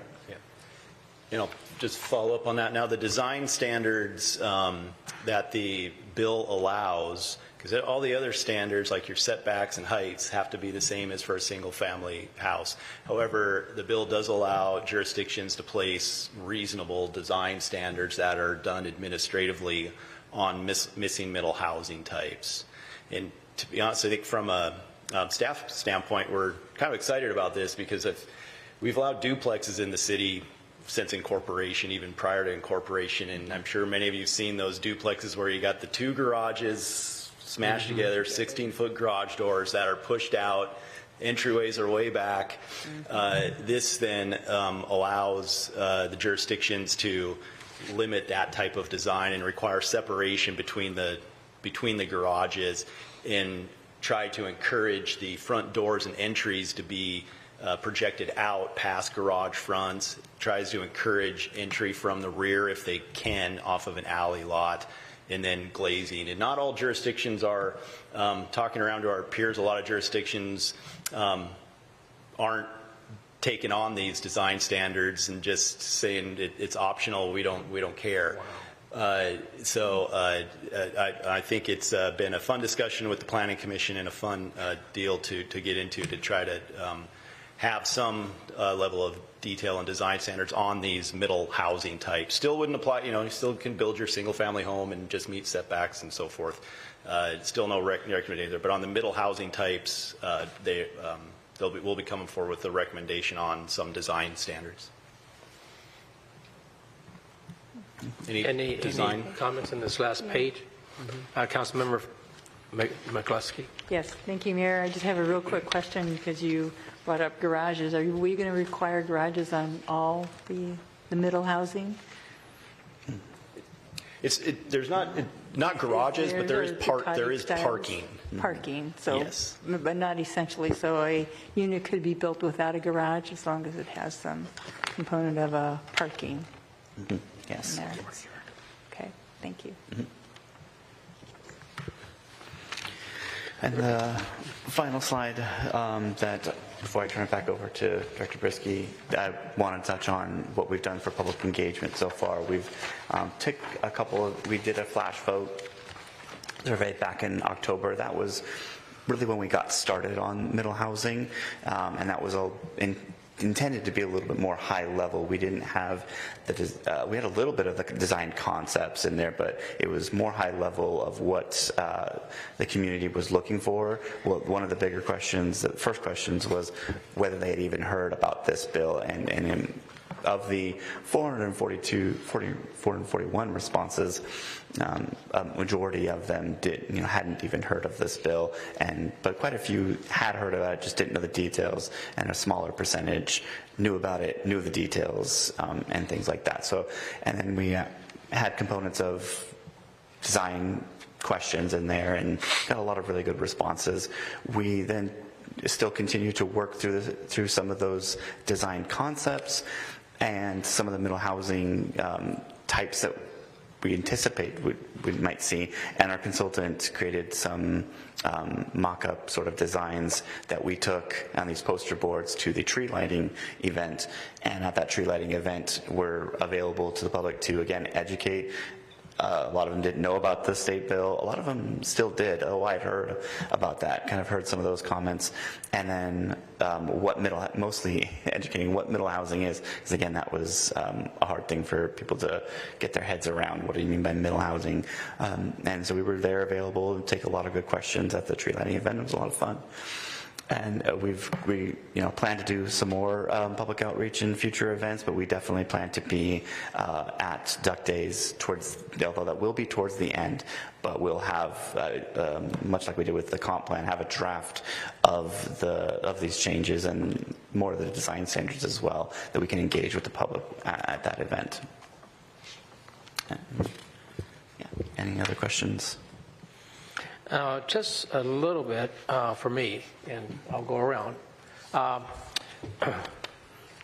When you say you go to the public with, these, since some of this is before the Planning Commission's recommendations, so this is a way to get feedback out there to the Commission, correct? Mm-hmm. So all this will happen before, because the Commission is working on it now, right?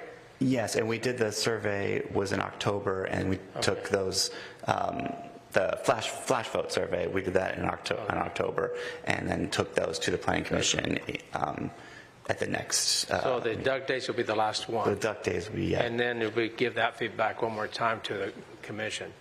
So Duck Days is first Saturday of June.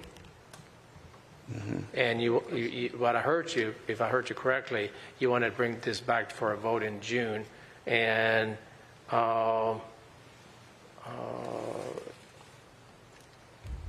so if we get a recommendation from them after this, which means probably the second meeting of June, for them to finalize based on any feedback from the Duck Days. I'm just thinking the process, because I think that what and I need some feedback from this council, is that after the recommendation comes back, is for us to, really review it and discuss it, and we may accept the whole recommendation, and then it comes back cleaned up for a vote. We may make changes or comments that we'll have to come back another time to make sure we're happy with that before we vote on it. So that doesn't allow us for us to vote for this in June. This, on the timing, the Planning Commission, we will ask for a recommendation from the Planning Commission, and they'll hold a public hearing in March. So the Duck Days event would be more of a draft out there. It would have already been studied by the council probably one more time before then, but more to get feedback on the draft language itself from the public, and information gathering and letting the public know what is under council consideration.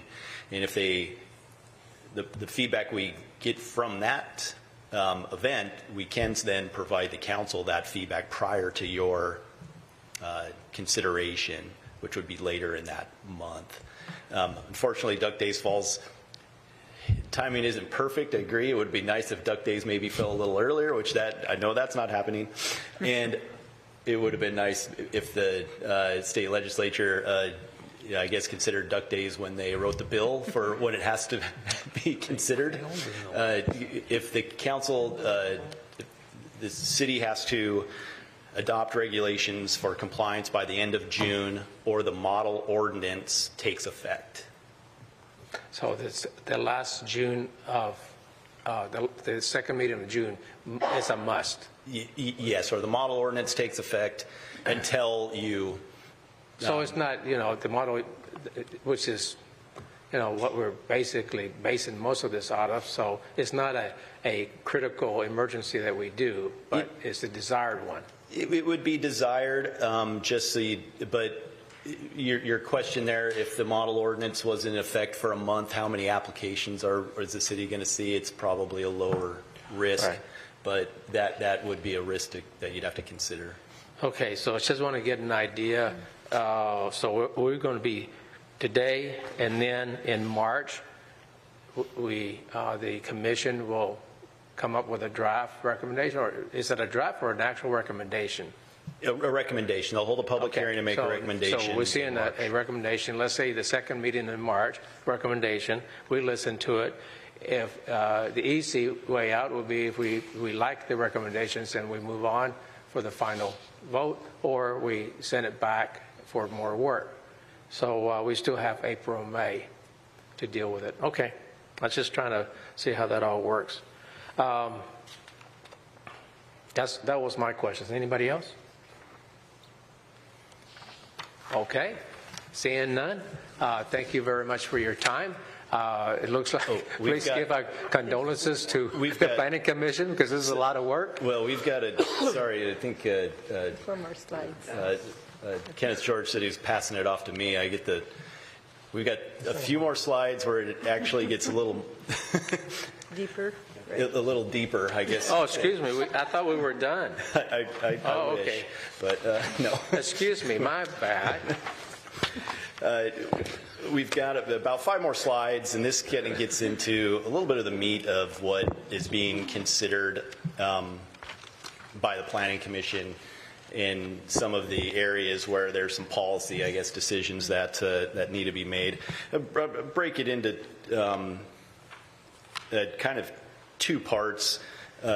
Lots that are conforming to our minimum lot size, and then lots that do not meet the city's minimum lot size. We'll start out with lots that are conforming to our minimum lot size.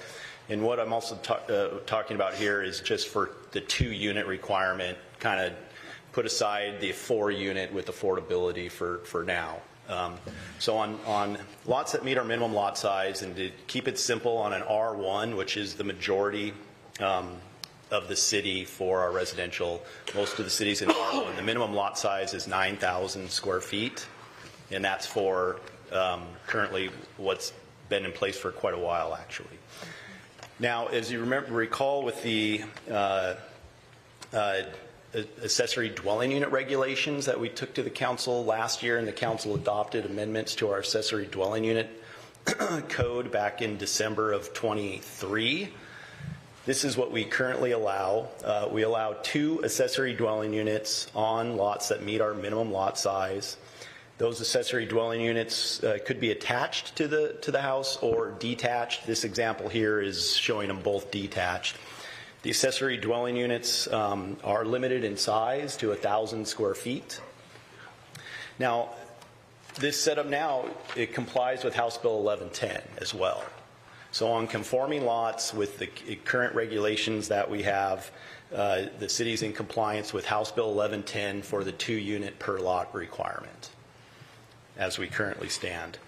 Just for some background, out of curiosity, if you remember, we were doing maybe 2 to 5 accessory dwelling units prior to the regulations changing last year. And that's because accessory dwelling units have been allowed in the city since we've incorporated. We did have to increase the size of them to comply with the state law, and we did have to eliminate the ownership requirement. In other words, the owner doesn't have to live on the property. We had to make those changes based on state law. Well, in 2024, we received 7 applications for accessory dwelling units. So we were doing, roughly 2, and then we'd hit 5. Maybe we did get 7, so we did get a little bit of an increase when we made those changes. And at least one of those was a group that did 2 units on one lot that was almost 12,000 square feet in size. And they still have to, on these conforming lots like this, they still have to meet all the development regulations again for setbacks, heights, and so forth. One more slide on conforming lots before we talk about non-conforming. Also on conforming lots, there is a possibility for a duplex. Now, the city's allowed duplexes on conforming lots ever since they've incorporated. The minimum lot size for a duplex in the R1 is 13,500 square feet. We have roughly, when I looked at the numbers, we have over 300 duplexes in the city. Some of them were built prior to incorporation. The 13,500 square feet was the minimum lot size for a duplex even prior to incorporation. Same with the 9,000 for a single family. The one change here that needs to be at least kind of discussed is because we have to have the same minimum lot size for both missing middle and for single family. So for a duplex, we have to have it as the same size. So the 13,500 would have to go to 9,000 to be consistent, and that's based on the state law. So that would have to reduce to 9,000, the same as a single family home. However, we currently do not allow an accessory dwelling unit on duplex lots, and we're not required to by the new state law. So what you're seeing here, a duplex meets your 2 units, and you're in compliance for the 2 unit minimum of House Bill 1110. I want to pause there before I go into non-conforming lots, and hopefully that, I know I threw a lot of numbers out there, but I don't see any hands up, so continue. I don't know if that's good or bad at all. It's good. All right. Now here I expect some questions. Here's a fun one. So on substandard lots, probably need a drink of water for this one. This is where it gets a little tricky on substandard lots. So substandard lot, again, would be a lot that is below the minimum lot size in the city. Substandard lots, so the minimum lot size of 9,000 square feet.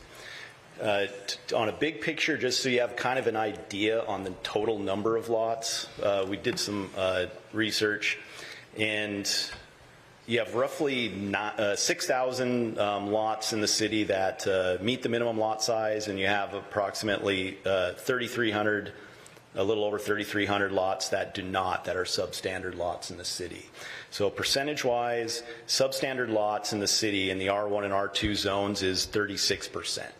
So we're talking about 36% of the lots in the city where this would potentially apply on which kind of policy that you go.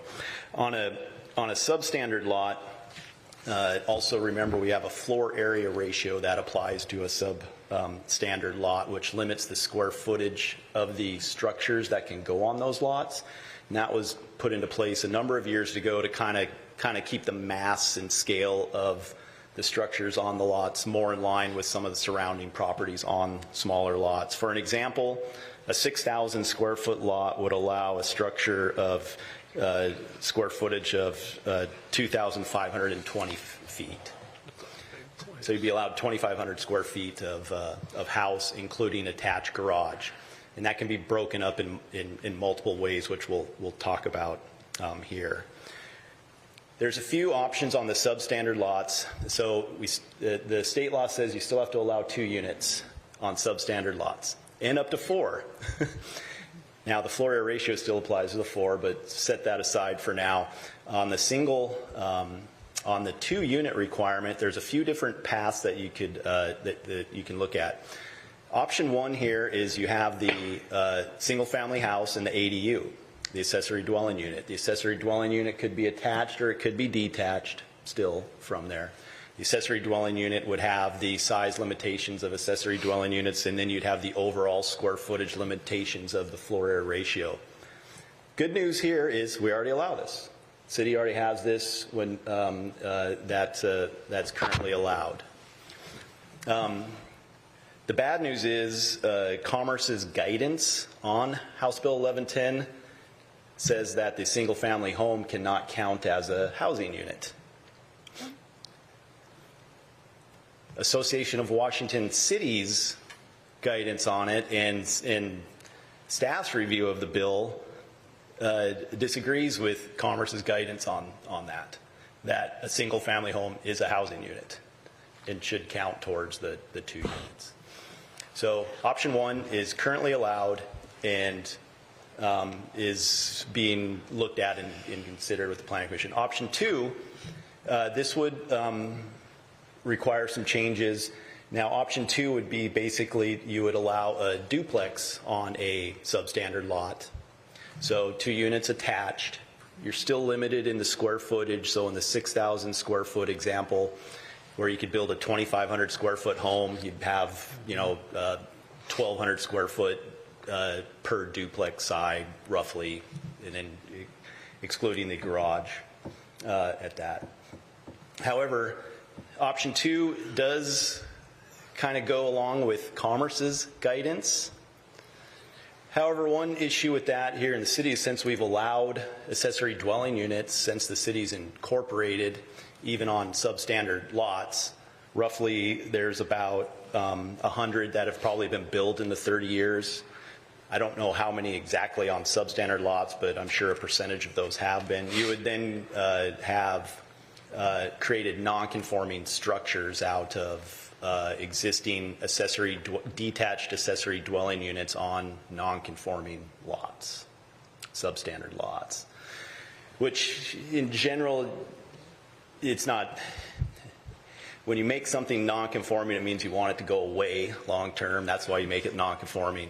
So that's kind of a difficulty there. There's a third option path that we're still digging into a little bit, and where I feel it might kind of solve both is you could allow both either path, but not both. So you could allow the duplex, but if someone does a duplex, they can't do the ADU. Then they just have their duplex, and then or they could do the house and the ADU. The ADU could be attached or detached. The way we currently allow, if you choose that option, then you couldn't do a duplex on top of that. So you kind of have that either or option. I think that might, at first when I was reading, I was like, oh, I think that would probably be, that would kind of follow Commerce's guidance, but now looking at it, I'm not 100% sure on that. And I'm not sure how concerned we need to be with Commerce's guidance, to be honest, and I can defer to our attorney for more input on that. And we're still, we actually are still working with AWC, is still meeting with Commerce on their guidance on that. So, and that concludes the substandard lot, and I'm sure there might be a few questions on that. I'll start, and then we'll move on to McCluskey. Commerce, what are they indicating? Saying one or the other, and not both? Or are they saying you can have either one? No. Well, Commerce is saying that the house doesn't count towards the 2 units. A single-family home doesn't count towards one of the 2 units. So they're saying it needs to be a middle housing type or ADUs. So the duplex, since it's a middle housing type, that counts as 2 units. But a house, a single-family home, does not count towards one of the 2 units. So why have option 1 since only the ADU counts? Well, because I think there's a disagreement between Commerce and Association of Washington Cities and our review of it. The way the bill reads, it just says 2 units. It doesn't say exactly what 2 units. And so AWC came out with their legal analysis of it, and they basically said for jurisdictions such as ourselves that have the 2-unit requirement, that a house and an ADU meets that requirement. And their AWC is still agrees with their interpretation that they made when the bill was passed. So who's the king of the hill here? The Commerce or AWC? I don't think either one of them necessarily. So the council will hopefully pass an ordinance saying they comply with, and the ordinance will say we comply with House Bill 1110 and Got it. Okay. Now, any ordinance the city passes goes to Department of Commerce for review, but it's not, they don't approve, they don't give it their stamp of approval. It would take a group to appeal any jurisdiction out there to say that they're not in compliance with this legislation. So we could just do option 3, and until such time that Commerce has some bigger hammer that hammers down AWC in the state, and at that point we all can change. Yes, there could be. Okay. As you're aware, there's bills. There might still be bills dropping in the legislature out there, and so there easily. It could be a bill amendment in the next few years that might provide more clarity on this. There is a bill. I'm going to muddy the waters just a little bit here, but I'm hoping it is. There's a bill I read the other day that AWC is kind of pushing back on that would. However, the bill takes effect after this legislation would have to be amended. There is a bill out there that's been floated out there that would give Commerce the ultimate authority to approve all development regulations for all jurisdictions. And so that is, I think it's 1235 right now. That's that's out there. However, the way it read, it would not go into effect till after the council would have made action in June. So, Have to change it. so there could be, there's still some moving parts on that. That's a great explanation. Thank you. I'm done. Anyone else? Anyone else? Oh, Councilmember McCluskey. Okay. Well, on that bit of news, I would like, so basically we're creating non-conforming lots with the House Bill 1110. Is that what I'm understanding? Or so can you, because I thought I heard that we were designing non-conforming lot, not lots, but when we redesign the substandard lots. So I want to be clear because I'm not really clear on what the issue was with the non-conforming statement that you made. I took away that we were creating non-conforming, and so I don't want to go down that pathway. So if you could clear the path for me so I can understand more about what that comment was. Okay, yeah. Okay. We're not creating non-conforming lots. So if you wanted to do a subdivision now, you still have to meet the minimum lot size in the city of 9,000 square feet. The non-conforming lots that we have out there that are substandard, below, or non-conforming, the 36%, these were lots that were created prior to our minimum lot size. So I think mostly in the northern part of the city, those plats go all the way back to the late 1800s. So there's many existing lots that have been below our minimum lot size for forever, essentially. So we would not ever be creating any new non-conforming lots. They have to meet, any new subdivision has to meet our minimum lot sizes that are in place. This only applies to the existing lots. The way the House bill is with the 2 units requirement, they just say you have to allow that on all your lots. Whether they're conforming or non-conforming. Correct. Okay. All right. Thank you. That helps a lot. Okay. Okay. Are we good? Yes, Mayor. Anyone else? Oh, Councilmember Grassi. Thank you, Mayor. Thank you. Sorry to keep going around this, but going against Commerce guidance, does that put you in jeopardy for grants as well?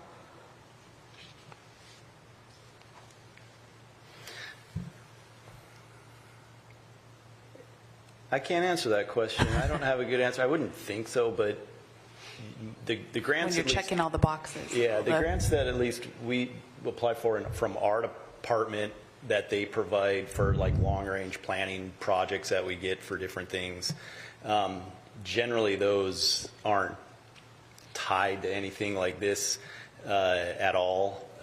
They're usually non-competitive grants because the state tries to, when they pass certain mandates, they try to give a little bit of money to help the jurisdictions out. So I wouldn't foresee that in our department. Okay. I can do, we'll, that's one of those questions I think we'll probably dig into a little bit more for you. Okay, thank you. Anyone else? Okay. You can continue, please. 10 minutes. All right. We'll go quick. Couple. Just these. Just real quick, we will probably extend this to finish, so you don't have to cut it short, because I think it's good for us to understand exactly what we're getting into. Okay. Thank you. Great. Yeah. And these ones, pretty much two more items here. Do want to still point out that we had spent those last slides talking about the 2 units. But with the affordability requirement, there will be 4 units, possible on any lots within the city. The substandard or non-conforming lots, it's going to be harder on because you have that maximum square footage you could build. But you will probably on some of the larger lots see some variation of some 4 unit being put on there, a 4-plex, the courtyard apartment, so forth. They will have to, they'll still have the constraints of setbacks and parking requirements and so on, and they still have to meet the affordability requirement of rental at 60% AMI and ownership at 80% AMI. And we got your question on, we'll look at that a little bit more, try to get some more information on that for you. Code amendments, so kind of just the consideration of the different kind of areas of the codes that are being amended. We have to add definitions for the middle housing types, the design standards we talked about, so we're putting design standards in for middle housing. And then we have to add into the density and dimension tables, parkings, and so forth, just all the allowances for the different middle housing types as well.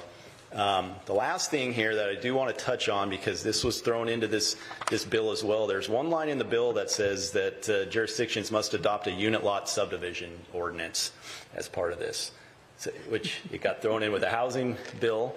It's a unique term to us. I've heard it even out there in the planning world. However, it's not one we have in our current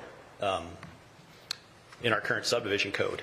However, it is a great and very unique and probably great opportunity to encourage ownership opportunities at some more affordable or lower cost points. So what a unit lot subdivision does, if you just give you the example, you have your house and then you can build your detached ADU on that same lot. Well, that original lot, let's say it meets our minimum lot size of 9,000 square feet.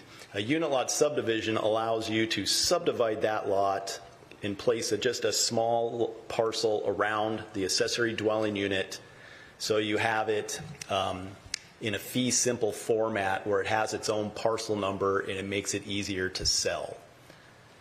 So your original lot size still meets it, so you're not getting any more density, let's say. You're just taking it and basically drawing a box around the accessory dwelling unit and being able to sell that off in a fee simple way, which makes it easier to finance than if they try to do a condominium on the whole thing and try to sell that off. So it could be done where you just draw the box around the accessory dwelling unit and sell it off, or it could be even if the buildings, the 2 units are attached, either as a duplex or even a triplex for that matter, if one's affordable. You can then draw the property line down the common wall, the 2 units, and sell off each half in a fee simple way. So it's to help encourage ownership opportunities, and I do think it's something that hopefully would get used, and I think it would provide more flexibility for more sale opportunities out there that we currently do not have in place. Any questions on unilot subdivision? Councilmember, Mayor Pro Tem Wood. Just to make sure I understood this correctly, if somebody subdivides that like ADU off, there's no 9,000 square foot lot requirement for that ADU. It's actually we're creating a substandard lot at that point. Or is it still part of one big lot and it's like lot number 93 alpha or something? It would be its own lot. It wouldn't be so it wouldn't be the parent lot. You still are subdividing and creating a second lot that is much smaller than the 9,000, but the original lot you started with was 9,000 and met the minimum lot size.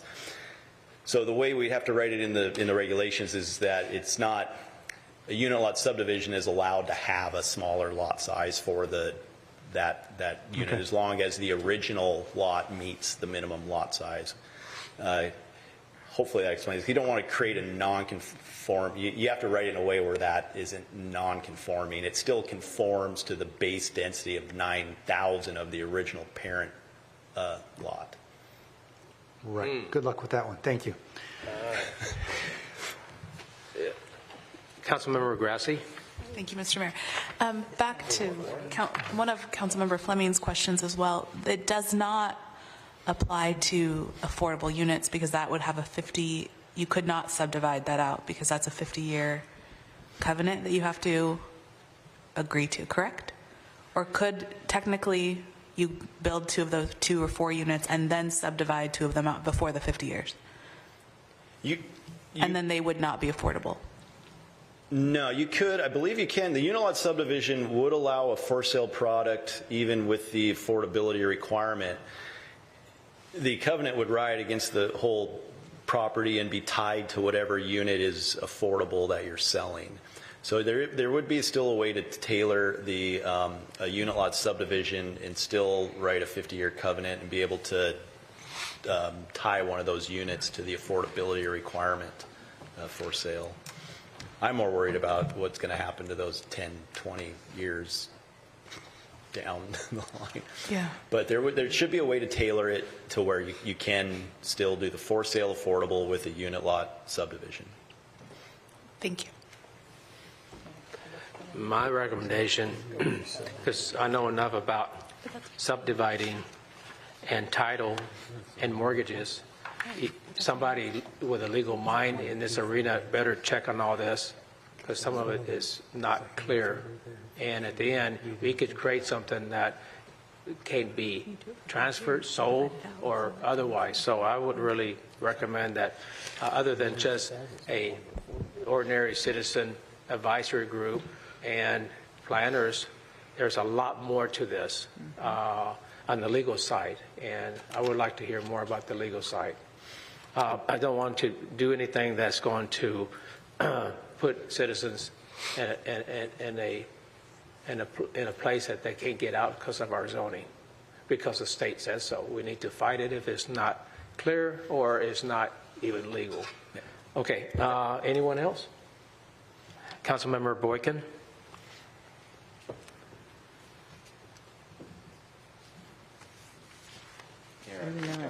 Here.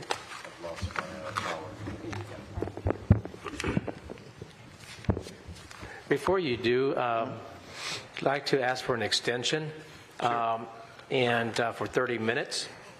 I make a motion to extend the meeting for 30 minutes. Mayor, I move to extend the meeting for 30 minutes. All in favor say aye. We need a Aye. second. You want a second? Okay. I make the motion and Oh, okay, got it. He made the motion, you had, Yeah. and then you made a motion on top of a motion. so it's a second. So I'll make a motion again. Okay. All in favor say aye. Aye. Okay.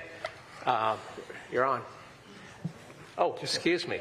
Councilmember Boykin, you're on. I knew somebody was on. Thank you so much. It's good to be on.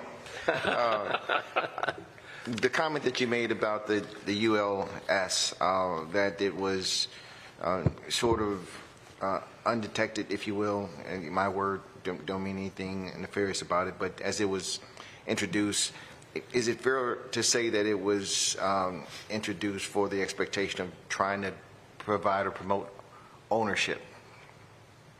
And that's the whole kit and caboodle. Yeah, I would. That's the only way I would read that. Putting that in there would be to encourage ownership opportunities to be able to sell off middle housing. Okay. Is there examples that we can point to that you're aware of where ULS has been successful in doing just that? That's my last question. Thank you, Mr. Mayor. One thing on the unilot subdivision that we're, I don't have an example off currently, but we'll try to find some. But there's other jurisdictions that have unilot subdivision ordinances out there, mostly up north. They've been used in townhome developments. Not quite in the same way here, where you have, you know, a townhome development that has, let's say, 20 townhomes, and each townhome is like a 6-unit building, and they do a unit lot subdivision where they sell them off. So it's not a 100% brand new. It's brand new to us in our jurisdiction, and it's brand new to this requirement. But there are some jurisdictions that pass. So we can look at those, and we are reviewing those other jurisdictions' language. And we'll try to incorporate that in ours, and then we'll try to go into some of those other jurisdictions and see if we can find some examples of how it's been used. I don't know if it's been used strictly like for house and ADU, quite how it might apply here, but definitely for townhomes, it's used in jurisdictions. Thank you, sir. That's all I have, Mr. Mayor. Just once again, because it's really bothersome to me in my mind about this, and that is when you say the bigger lot of 9,000, and then they do this, and the smaller one supposedly is not, which is a separate lot altogether, is not a substandard lot, non-conforming, because it becomes non-conforming as soon as you separate it. I mean, that's how the world has worked forever. I mean, anytime you know this, I mean, when people divide it, the lot changes definition and everything. Whether it be an acre, you divide that in 4 or more, whatever the case is. So I really like to hear more about that, because when a developer does all the work and all of a sudden it builds and then wants to sell it, and the title company says, I can't title that, or the mortgage company says, well, that's already a different lot. So I just think that this needs to be really checked out, and if the legislators are saying this is what we can do, I'd like to know where they got all this information from. It just doesn't make any sense. Thank you. Yeah. Mayor Pro Tem Wood. And with that, and first let me say, I like the idea behind expanding opportunities for home ownership. I really do. And if subdividing lots is, you know, doing the ULS makes sense, I would support the idea, because right now our housing is getting so expensive, most people are getting priced out of actual home ownership. But then having said that, if we're creating a new lot, which is, going, like you said, going to be a separate lot now, and it's now a non-conforming lot, but yet they can still put a duplex on any lot in the city, according to state law. If they subdivide this ADU out, can they slap a wall up the middle of a 1,000-foot ADU and now create 2 500-foot units? And I just want to be really careful that that kind of thing doesn't happen, where all of a sudden, by subdividing a lot and creating a non-conforming lot, we now are opening up even more opportunities for expanded density that was not originally intended. Agreed. Yeah, those are some of the critical things that we do need to look at with this. Okay. And it was not, you know, the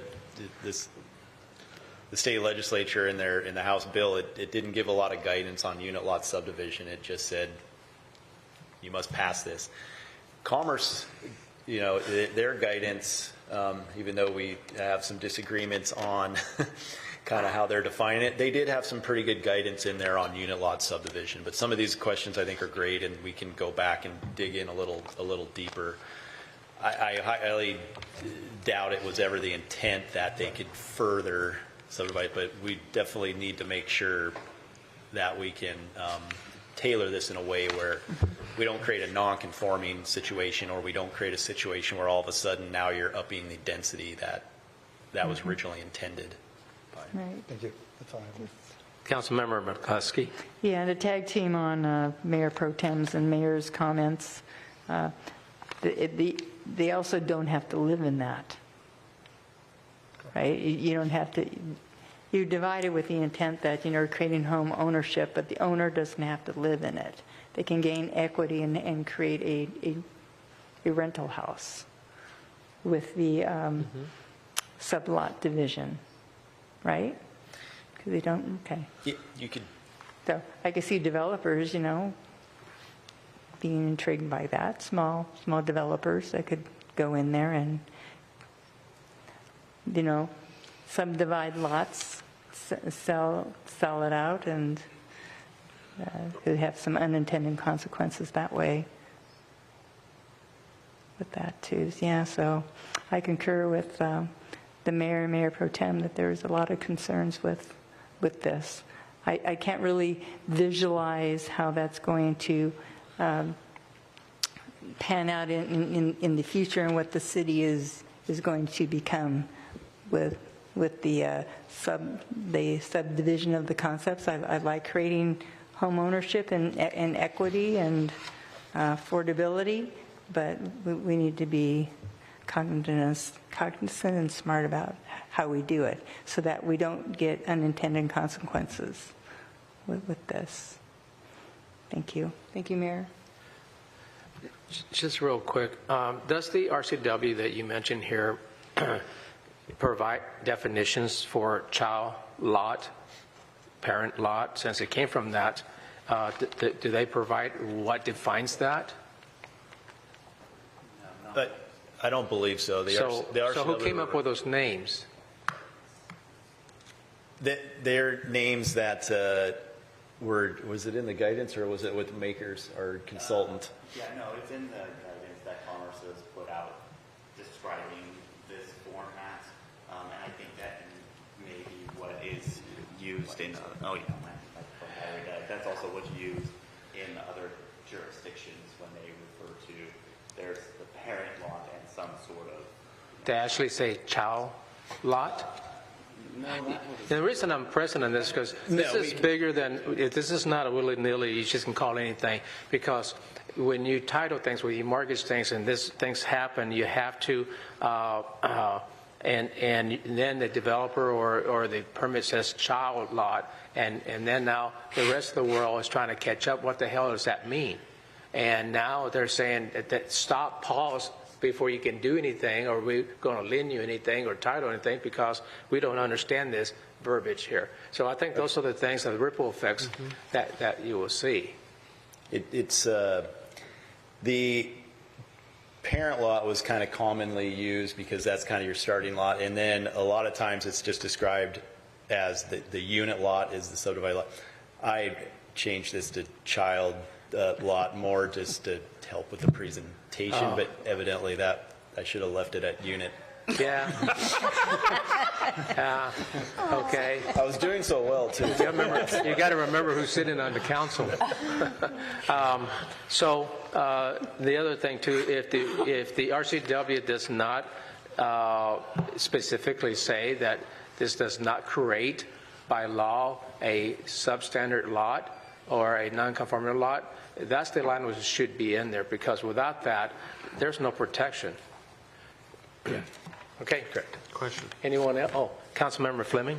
God, finally came up with one here. No, I think what we're wrestling with here is before the council is a poorly written piece of legislation, in every aspect. And to Kevin's credit, and I got to say this because I tend to beat on this poor guy a lot, but he's trying to take a really crappy piece of legislation and recraft it into an ordinance that we're going to have to live with.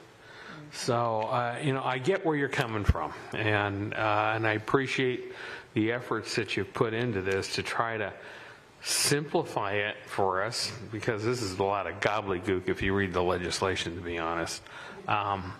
And that's a legal term, right? It is a legal term. Thank you. And, and so, I appreciate where you're coming from, and I appreciate what you're trying to do for the council. So I would just say bear with us as we get through this, because at the end of the day, I think we will have a piece of legislation that none of us are really going to like. I'll be candid with you up front. But we've got to put something on the books to keep Commerce and the legislature and anybody else that's out there off our backs primarily. I mean, I don't like it, to be honest, and I've shared that with you in the past, but I get what we got to do, and I get where you're going with this. So, thanks for what you're doing tonight, both of you.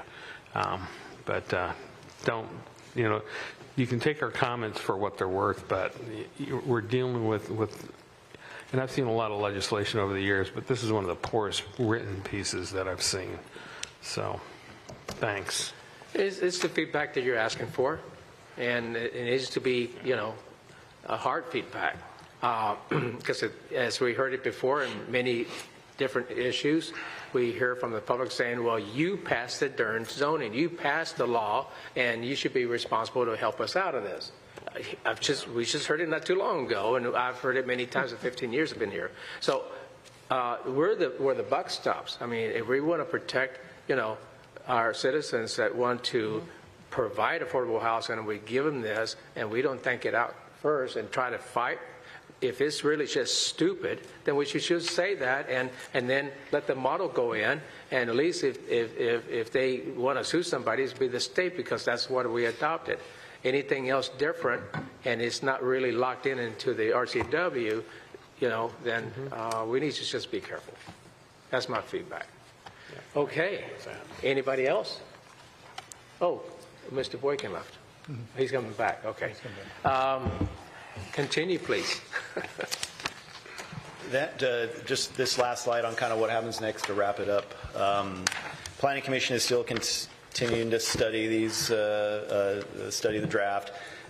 Should hold a hearing in March. Then we'll have from March through the end of June to present more study to council. We got the feedback today, so we'll follow up with some of these things and get more information from there.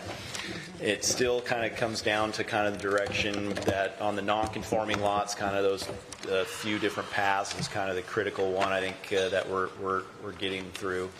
And if anything else kind of comes up or any other questions, feel free to reach out to us or any more information that you feel you might need. But with that, that's where we're at with complying with the House Bill 1110, middle housing, 2 units on all lots, 4 if one's affordable. Okay. Thank you very much for this. It's been very intriguing. And with that, I don't see anything else in the business order of business here, so the session is adjourned. Good job.